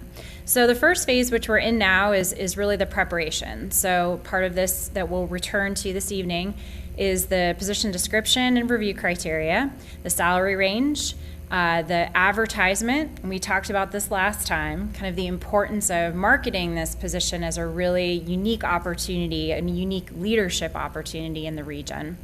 And then the last phase will be, once we have all these materials, to post them and disseminate them and really make sure we're promoting this opportunity for the city. The second phase, after the position has been open for about 30 days, which is the initial window that we recommend to you, during this time, we'll be receiving resumes and sending acknowledgments to candidates that have applied. Our team will also be screening applicants based on the criteria that we establish with you and vetting the credentials, and we'll basically sort candidates into 3 categories: not qualified, so they don't meet the minimum requirements for the position; qualified, so solid candidates; and exceptionally qualified, so those that really, from our initial screening, stand out and will be worth the city's time to really investigate and do your own evaluation. As part of this phase, we'll be compiling materials for the first round of evaluation, including a score sheet, and all of the highly or exceptionally qualified applicants. We'll also give you every application. So if there's an interest from the city side to review a qualified applicant, you'll have those materials accessible to you, and that will be at your discretion. The third phase is where we start to have some choices in terms of who's involved in the process. So this is the overview of the step. There will be a set of evaluators that will take the highly or exceptionally qualified candidates and complete an individual review using the evaluation criteria and the scoring sheet that is provided. Okay? Those scores from each evaluator will be sent back to Centralina. We will compile the scores and present anonymous comments and scores. We do recommend sort of the anonymity of the evaluation process. If you choose, we can structure it so that each evaluator is seen, you can see the scores and the comments from each person. But having a degree of anonymity in the scores, I think, helps in the decision-making process. Then the evaluators will meet to review the compiled scores and select an initial pool of candidates for interviews. So that would be one meeting. And then there will be an interview process for the initial pool of candidates and you could either select a preferred candidate, probably not, you probably need to dig a little deeper, but it's certainly an option, or select a pool of finalists. Our role in that process is to help facilitate logistics and prepare you for a successful interview process, and we would facilitate the selection meeting. So here's where you have some choices. Who is part of the evaluators in this phase? So the first option is the full council is part of this initial evaluation phase. Each of you would review the exceptionally qualified applicants, do your own scoring, and return those scores to us. You would meet as a full council to review the consolidated scores and together select an initial candidate pool. Obviously, that would be done in closed session. You would then have a full council interview with the initial candidate pool and then select from there who you would like to bring back for a finalist round. So some opportunities or advantages of this approach is that you all participate in the process, so it's full transparency. It also reduces the number of meetings because you're all working together, you're making decisions together, it's a little bit more efficient. Some of the considerations, obviously, your investment of your time for doing the scoring. If this is a very successful marketing activity and we have highly qualified candidates, you could be reviewing quite a few applications. And then because of the closed sessions, we'll have to make sure that we're really sticking to the schedule because of the noticing requirements for those sessions. Okay? Any questions on this option? Yeah, Jeff, just a comment. I'm not real interested in participating at that level personally. Okay. Say it out loud. So. You might Well, be in. Ooh. I've been through this process a lot, and you know, Brian, you have too, and it's always been the full council. Throughout every step of the way? And maybe not every step of the way. Well, I mean, in the past, we've just gotten a top two or so. I mean, it's not always been like, or top three, Creating a pool. but not Yeah. interviewing 10 people. Yeah. We never did that on ours, you know? Yeah.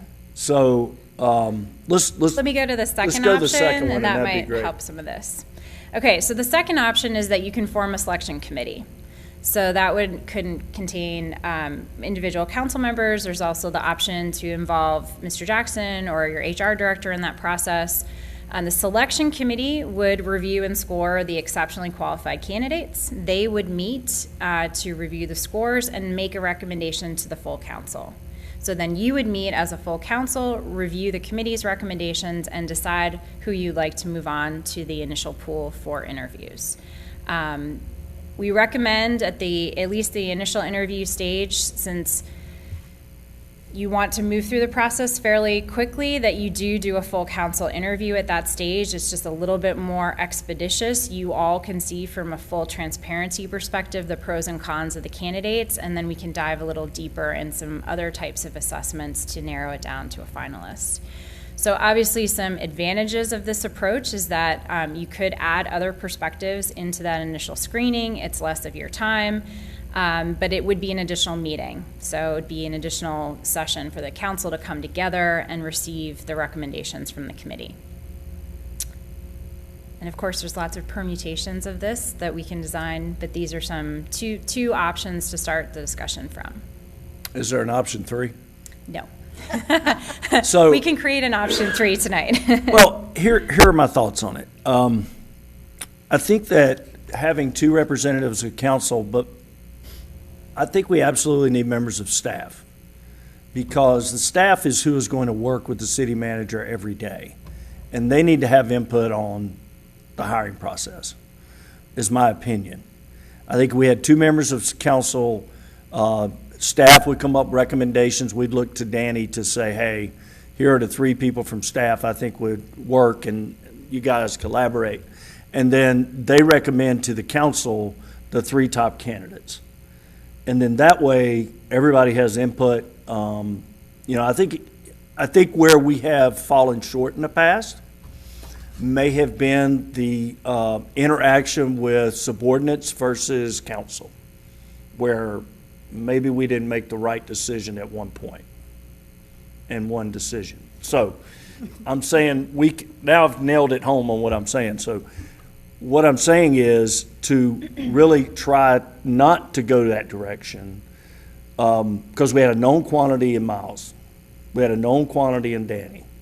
Prior to that, we made a decision on a candidate that maybe we could have looked at further. So you get where I'm coming from? Yeah, 6 of us agreed on it. Yeah, I know. So here's the thing. What is council's input on that?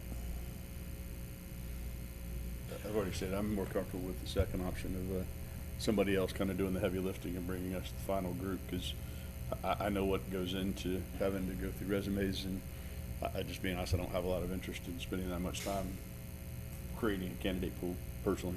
That's fine. When will the process begin? I have a baby on the way, so.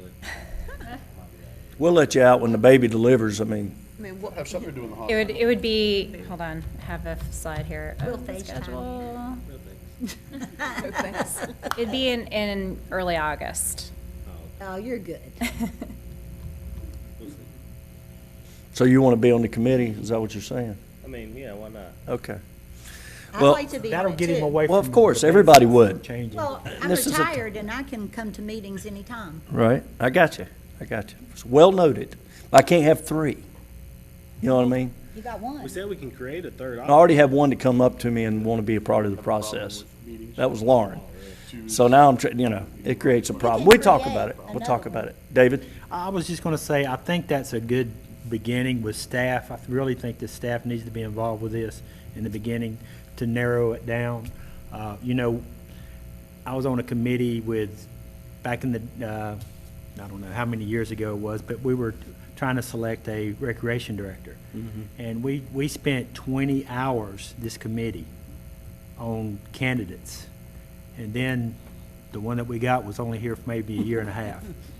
There's a lot of fluff going on all over the place, and you know how that goes. So anyway, Yeah, I hate this process. yeah, I mean, there's nothing yeah. I hate more than this process. So I get it. If we have 3 council members on the committee, now we have to call a call meeting, which is fine. That's But- okay, Brian, I get it. Well, We're I good. haven't I'm even good. talked to you about I'm it. good. That's You fine. had 2. I'm retired and I don't want to be on the committee. No, I think that, we can finalize the committee when we're done. I'll give you my reasoning later, but you're on 2 of the most high-profile committees we have. So I'm trying to spread out what we do. League of Municipalities, Recreation Committee, you have a lot that you do with transportation, with the MPO, with TAC. That's just what I'm looking at.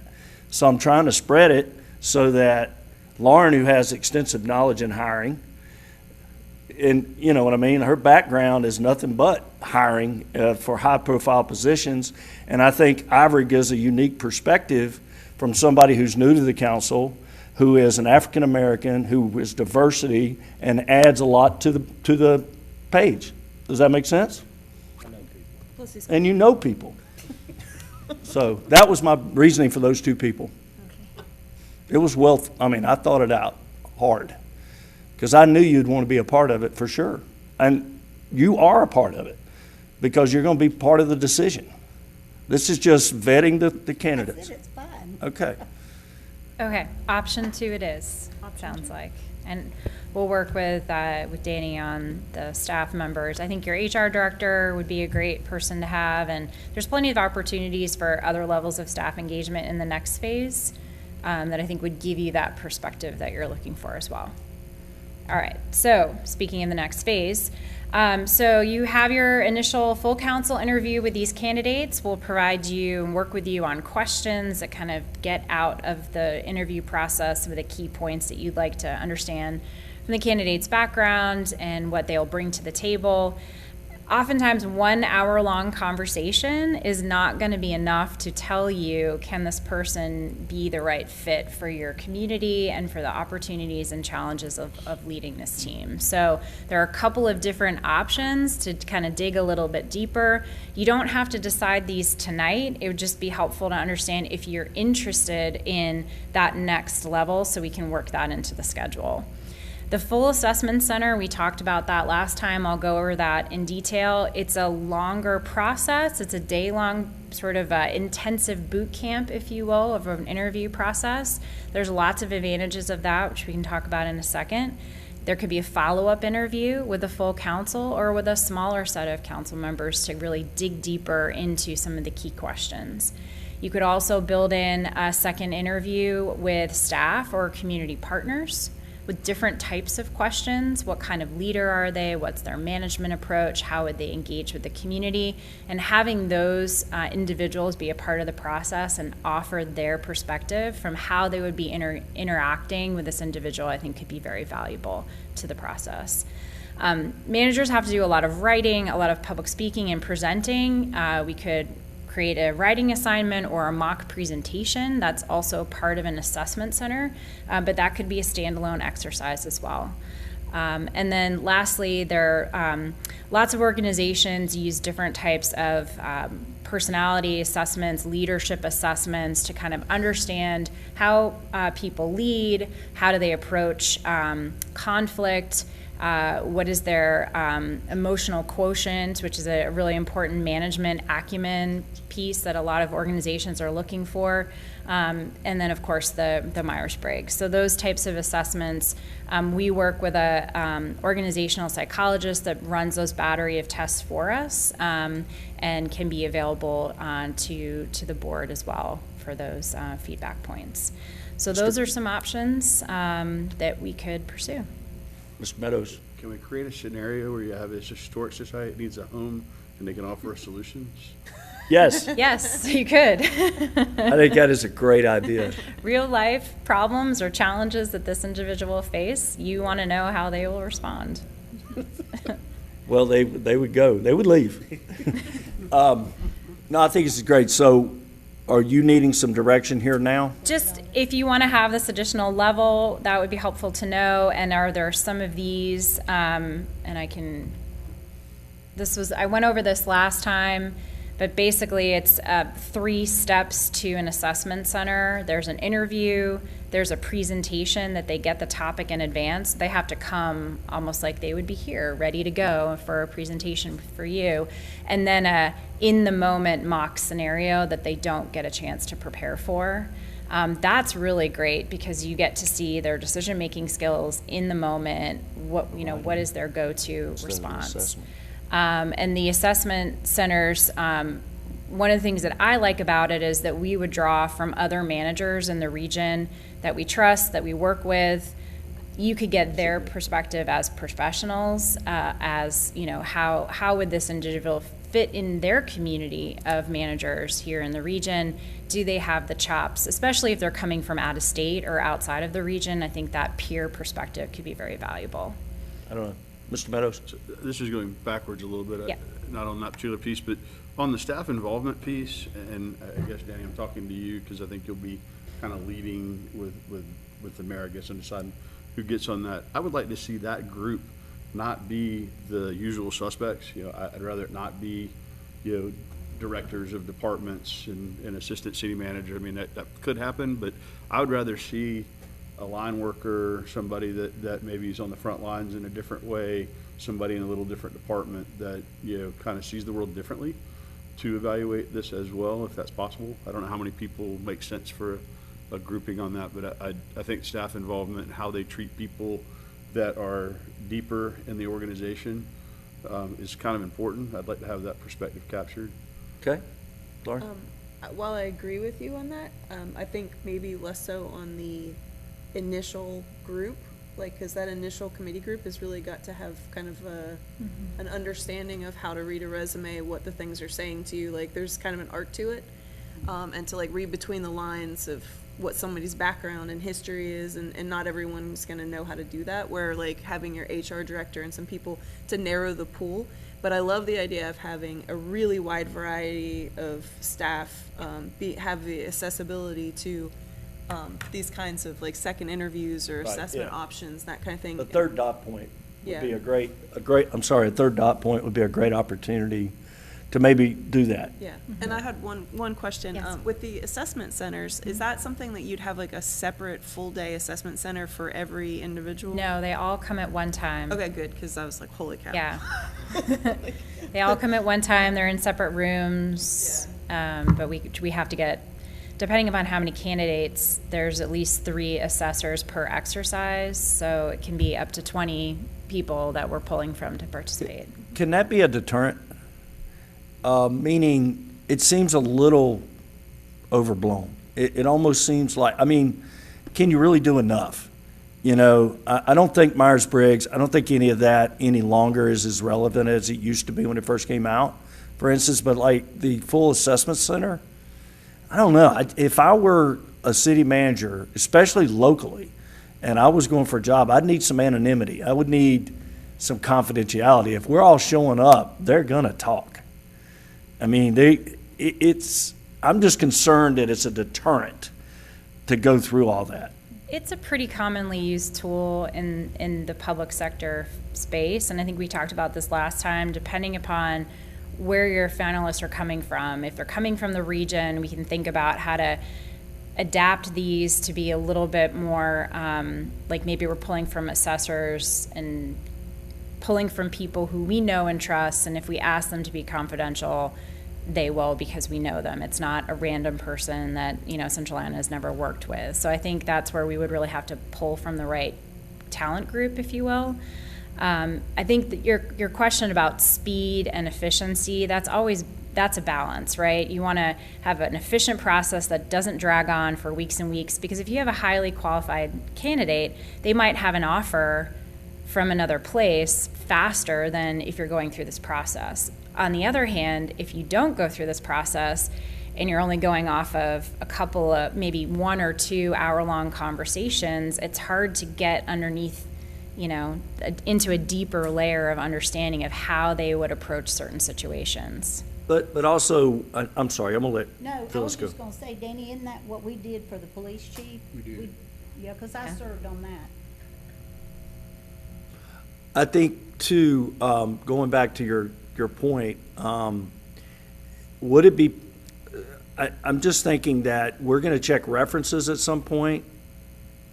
Yes or no? Of course. Well, I mean, and I know they're gonna provide the references that speak to the best. However, there are other peoples in the community they deal with, right? Everybody in the community knows who they are. We don't have to just use theirs. We can I would rather do a full-scale background check, interviews, than an assessment center. Because I can tell you all day long how good I am in an assessment center. You can stand that, right? But we'll do whatever y'all want. I mean, if you want to do an assessment center, let's do it. Or you can have another interview, and maybe part of that interview is a presentation. So you can mix up the tools a little bit. It's just the assessment center is a commitment of time and resources, not just your own, but of the individuals in the region that you're asking to participate. So I think the first question is, do you want to dig deeper and have a fourth phase of evaluation of your finalist pool? That's the first question. Or do you want to just make a decision based on an initial interview of the full council? I think we need the flexibility Okay. to use that if necessary. But if we have the candidate, and we know we have the candidate, and we could know them, then we need to be able to make an offer then, because this is a competitive environment. The longer it takes, the more we do, well, this city's not making me go through an assessment, they're offering me a job, but this city's making me, It can be an ego thing too. Yes. So, I mean, I'm just saying, I think we should keep it as an option, potentially. If we get through the candidates, we're looking at them, we go, that could happen. You know, we could get 2 or 3 and go, we already know them. This is good. And not have to tie ourselves in to a preconceived decision that we don't have all the information on yet. So maybe we make it as potential that we could do it, if we're not sure. How's that? But I don't have comments on it. I'm still back at the select in the group. I wrote down several ideas that I'd like to at least share, in that when you go through these processes, what I think happens oftentimes is someone looks at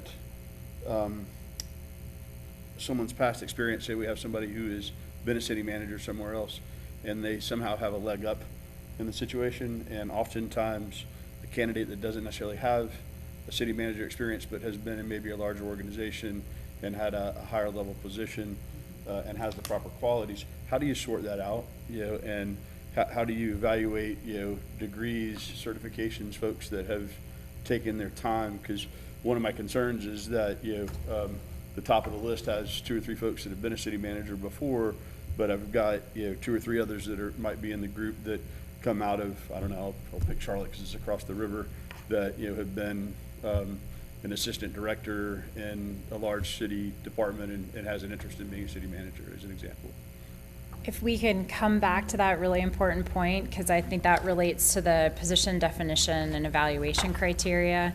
Because if you want to be more flexible in how you're establishing the minimum qualifications, then we would definitely need to adjust what we have now based on your comments. So we're getting Yep. there in a second. Yep, yep. Okay. And I think just to the overall point of flexibility, one thing to consider is that it can be helpful when you're advertising the job to be transparent about what the hiring process looks like. So if you are thinking about having a second level of assessment, we should make sure that in our description of the process that we're being clear about that, or saying that the council reserves the right to have a second layer of assessment as part of the process, just because you don't want candidates to think, oh, it's a one and done interview, and then all of a sudden you're saying, here are all these other steps. That can But also we be can present it frustrating. that way, and that way it sets up the potential expectation. Correct. Okay. Yeah. I'm good with that. How about y'all?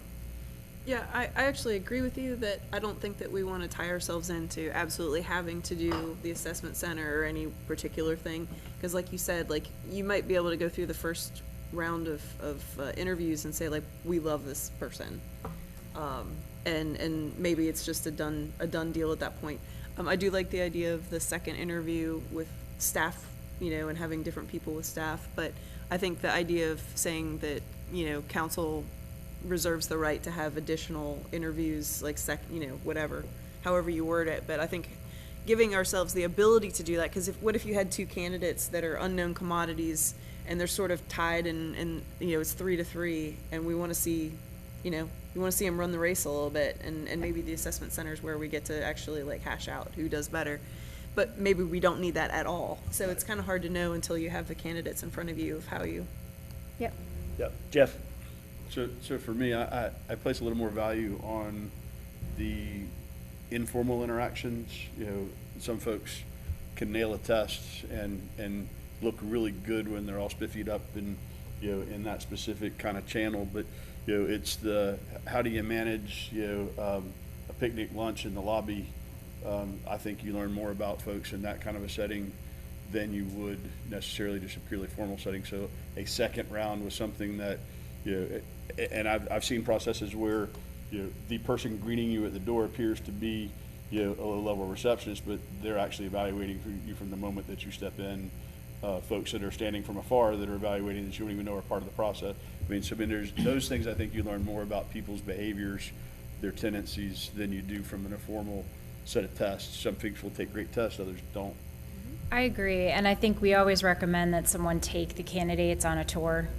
You know, walk them around, drive them around. I think that's a great opportunity for you to get to know them in that informal way, but also get their first impressions sometimes of the city and its opportunities. So we can build some of those items in as well, in addition to any more formal assessments. Undercover boss. There you go. All right. Any other questions on this? We're good? Okay. Okay, and then the last phase, obviously, is the reference checks, the background checks. Very important at the city level or city manager level. We can move those further up into the process. That's fine. Background checks do have a cost to them, so that's just something for the city to be aware of. We assume that the HR department, HR director will handle all of that. We're available to kind of dig a little deeper. In a couple of other situations, we've called up, we've done newspaper reviews and called up individuals from different towns asking for perspectives to get around and behind the traditional reference check where you're putting your best foot forward with the people who know you. So the great thing about a city manager position is that it's in the public eye, so there's always going to be lots of opportunities if they've been in the role to see how they've, handled themselves in interviews and things like that. So there will be plenty of materials online you can draw from. Okay. So this was the draft timeline that we've adjusted based on the conversation last time. So we're working right now to finalize the job description, job ad, et cetera. We need a little bit more time to finalize that, and we'll go through that in a minute. We recommend we look after the July 4th holiday to get that going. It probably won't be the 5th. It'll probably be more like towards the end of the week, but at least sometime in that first week of July where it will go out. Will be open for 30 days. We'll be doing the screening as the applicants come in, but probably mid or early August is when that package will be available to the selection committee. And then giving ourselves at least a 2-week window to schedule interviews. We'll try to get them all done on the same day, so that will be efficient use of your time and things like that. So just kind of notional. I think by the end of September is what we're looking at. Okay. All right, moving on. This is a lot of words on a slide, and it's late in the evening. So I'm just going to quickly breeze through this and let you know that this will be coming to you in an email for you all to review, mark up, send us feedback. But I'll kind of hit some of the highlights tonight, and starting with this first. So there are 7 elements to the position description. This is the first one. We've worked with Mr. Jackson and your HR director to receive this information, process it. So this is their work and our kind of polishing, if you will, but you had a great description already of the role. So it's just maybe taking this a little bit further and developing some more marketing language as we look to shift to promotion. This is a basic statement of the role.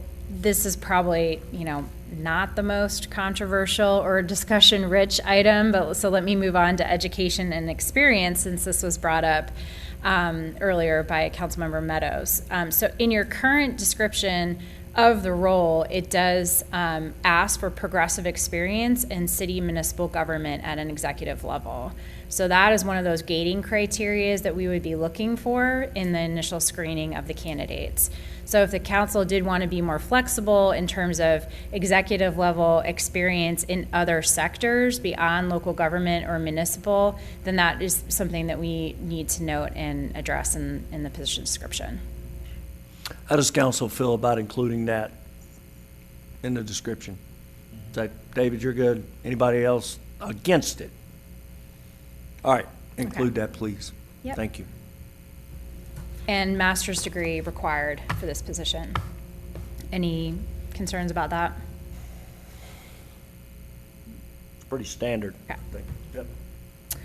Leadership ability, this gets into core competencies around customer service, interaction with individuals on the team. So things here around communication, problem solving, strategic planning.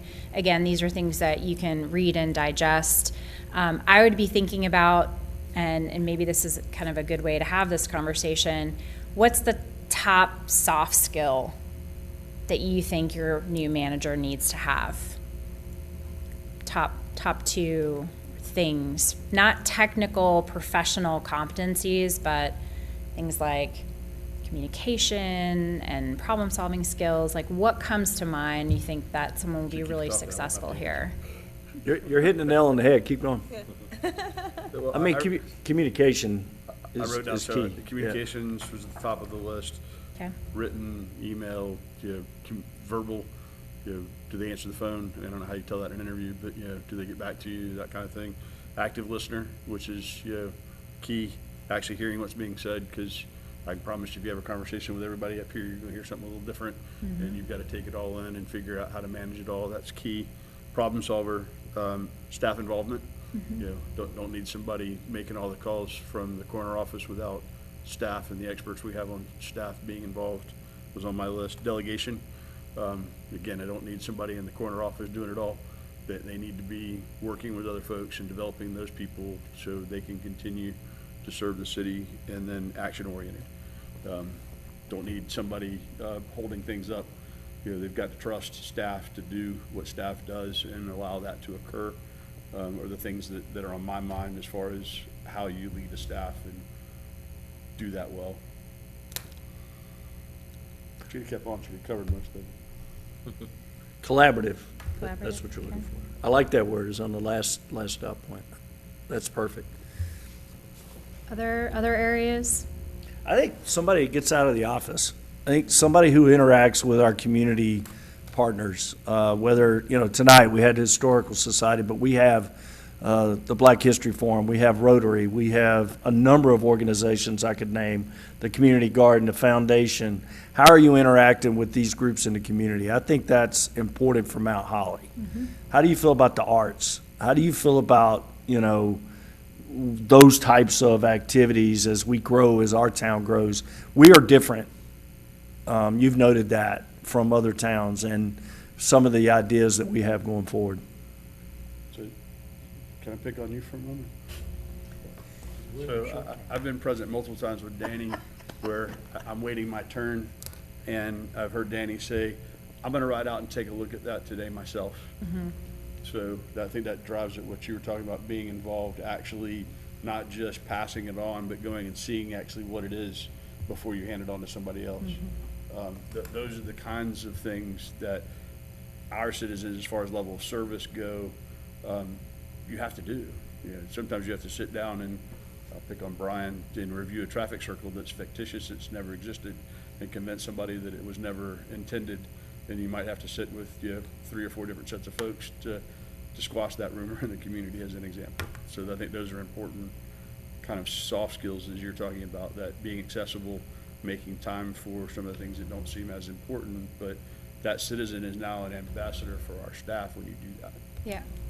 And these are really helpful to thinking about how we design interview questions that are gonna help they help you understand whether or not candidates approach their work from that perspective.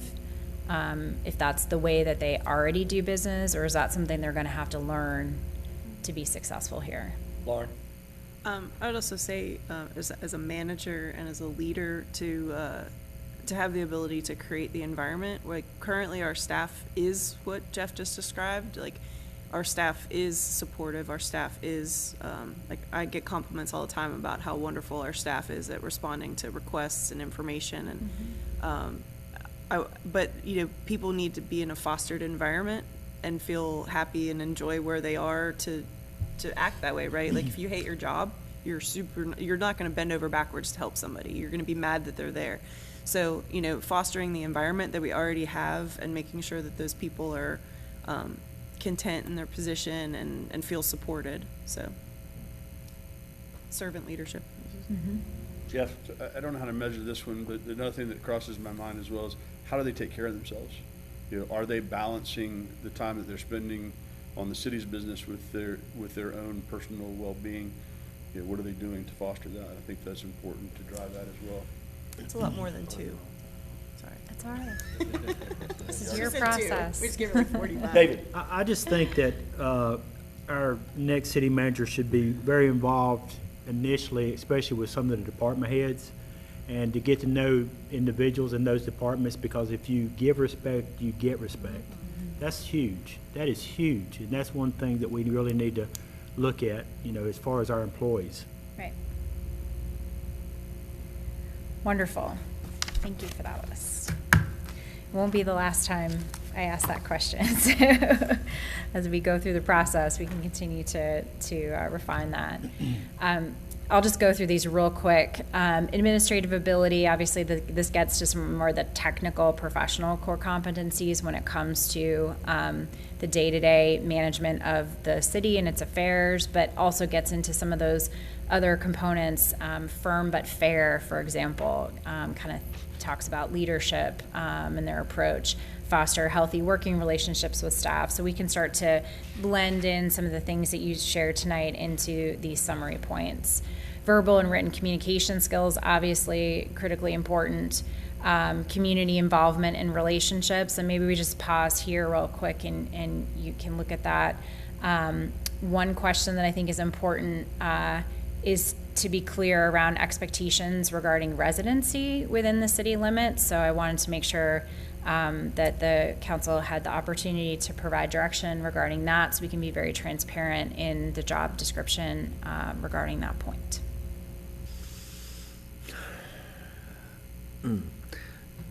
Yes, sir?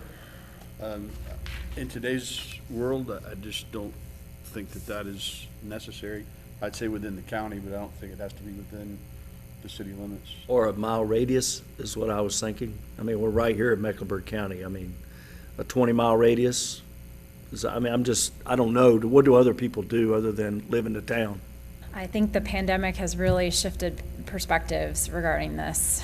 I think the trend up until this point was you lived where you worked, and that's been common and accepted. But I've seen more and more places where very highly qualified candidates are asking for exceptions, or they want longer transition times, and then it turns into, well, my family and kids and the whole thing. So I think you just have to take a position and be firm about it and know how that relates to your values as an organization and as a city.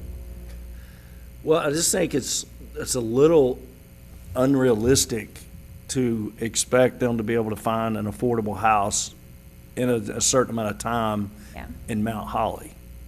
If they're given a geographic area of 20 miles or whatever, what do you think, Ivory? You're the real estate guy. I mean, I think within 20 miles of Mount Holly, you ought to be able to find something. I don't know.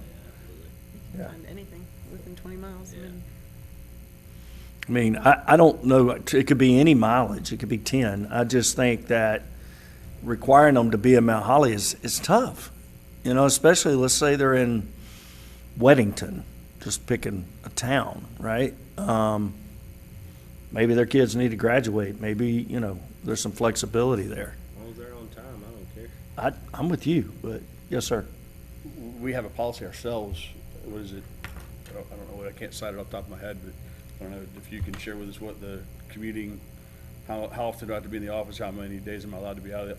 We have that for our entire staff. So, you know, this is a kind of akin to saying, well, the city manager has to be in the office, but everybody else can have, you know, these other perks that allow them to have the quality of life we talked about, you know, to be present at a family vacation but still be accessible, or have, you know, their kids that play soccer or whatever, football, whatever it might be, and uprooting that family isn't going to make them a better employee here. You know, it's the skill set and the investment in the community. You can do those things when you're in the community. You don't necessarily have to live here. I get that living here would be better and ideal, but, you know, I know that others, you know, that moved on still live in our community and have moved on to other places and do just fine. Yeah.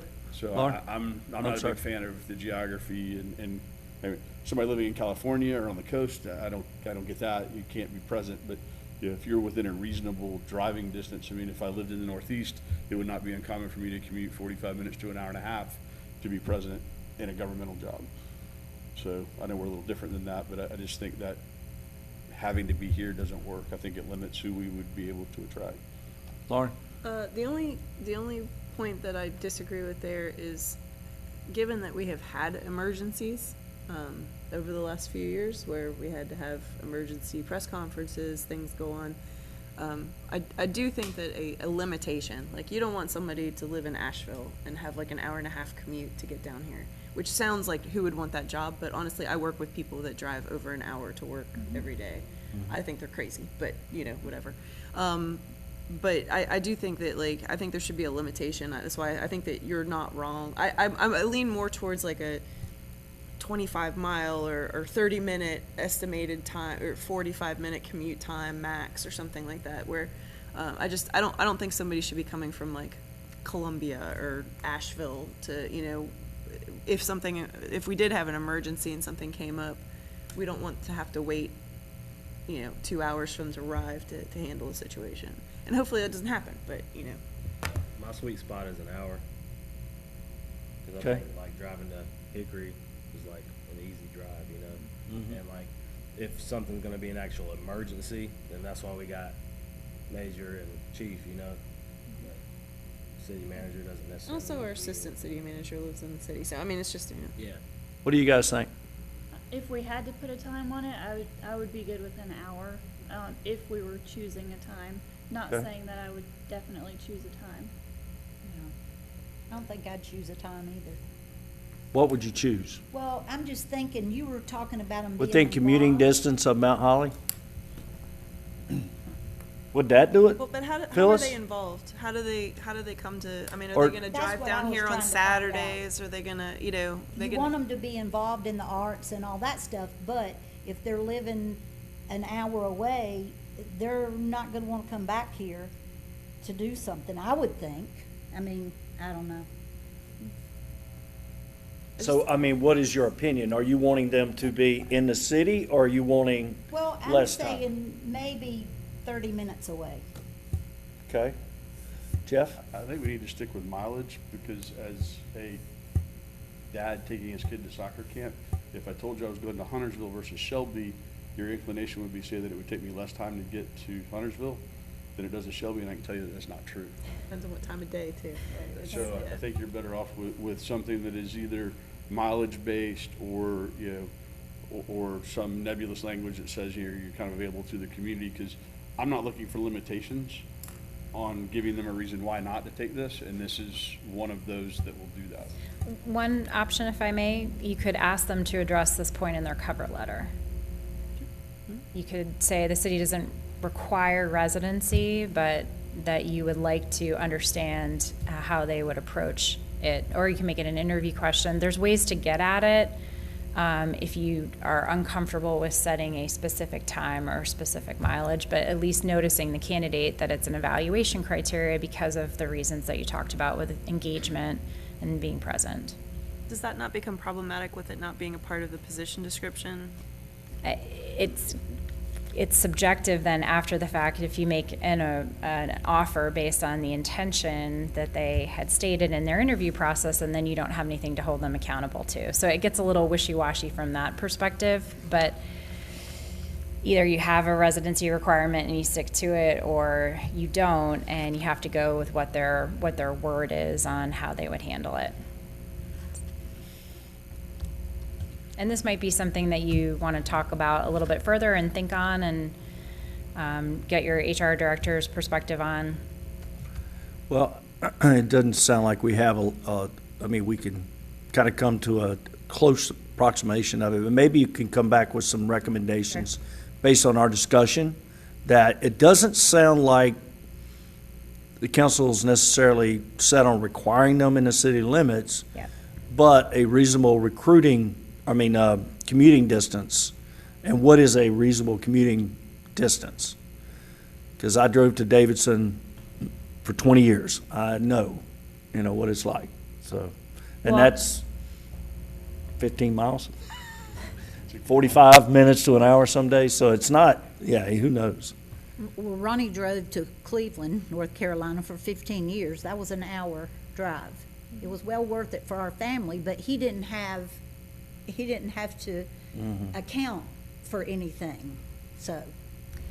And we'll also take a look at some of the positions that are currently open just to see what peer communities I think are that's looking great. at. That would be really helpful. That would be helpful. We'll do that. I was gonna say, like, we target, like, in my place of employment, we target, like, more local employees in our hiring process, because as we've, as the federal government, we're open to people across the United States, and we find that people that are, like, a little bit closer to home are much more often gonna be the ones that stay.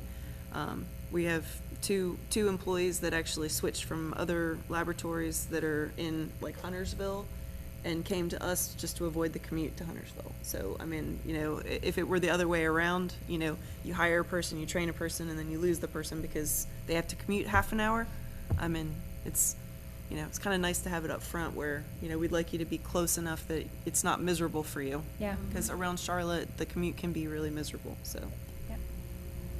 Okay. Quick note on salary. So we've taken a look at the league's salary survey data for comparable communities in the region. So the current salary range for your city manager is shown there in the first bullet, 136 to 205. You can see the listing of municipalities and the average salary as reported in last year's survey. So you're kind of right in the middle. All these communities have approximately the similar amount of residents as Mount Holly, and we've included the similarly sized communities in Gaston County for reference as well. So you're right on in terms of the salary range for the positions. We don't really recommend any changes to that. Does that feel comfortable? Yes. Okay. Oh yeah. Two last points are marketing and promotion. So as we talked about last time, we'll be creating a brochure for this position. We've already got a lot of great information from the team on these items that you see listed here that we'll be using to really help the candidates understand what makes Mount Holly unique, why would this be a great opportunity for them to pursue and advance their career here. So we have this information, and we'll start to pull that together into more of a marketing type piece. And then we've also talked about where the job will be advertised and promoted. ICMA, the National League of Cities, obviously the North Carolina League, your website, and then we'll do some targeted marketing for the municipal leagues in nearby states. So that's what we got. Any questions? I think that's it. It's awesome.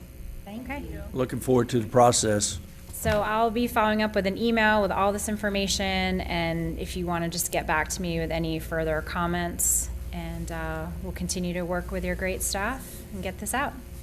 All right. All right. Thank you. Thank you. Entertain a motion to go into closed session pursuant to North Carolina General Statute 143-318.11A3 and 5. Ms. Polish, second by Mr. Moore. All those in favor? We're in closed session. We'll just do it in here. That'll be fine. It'll be easier.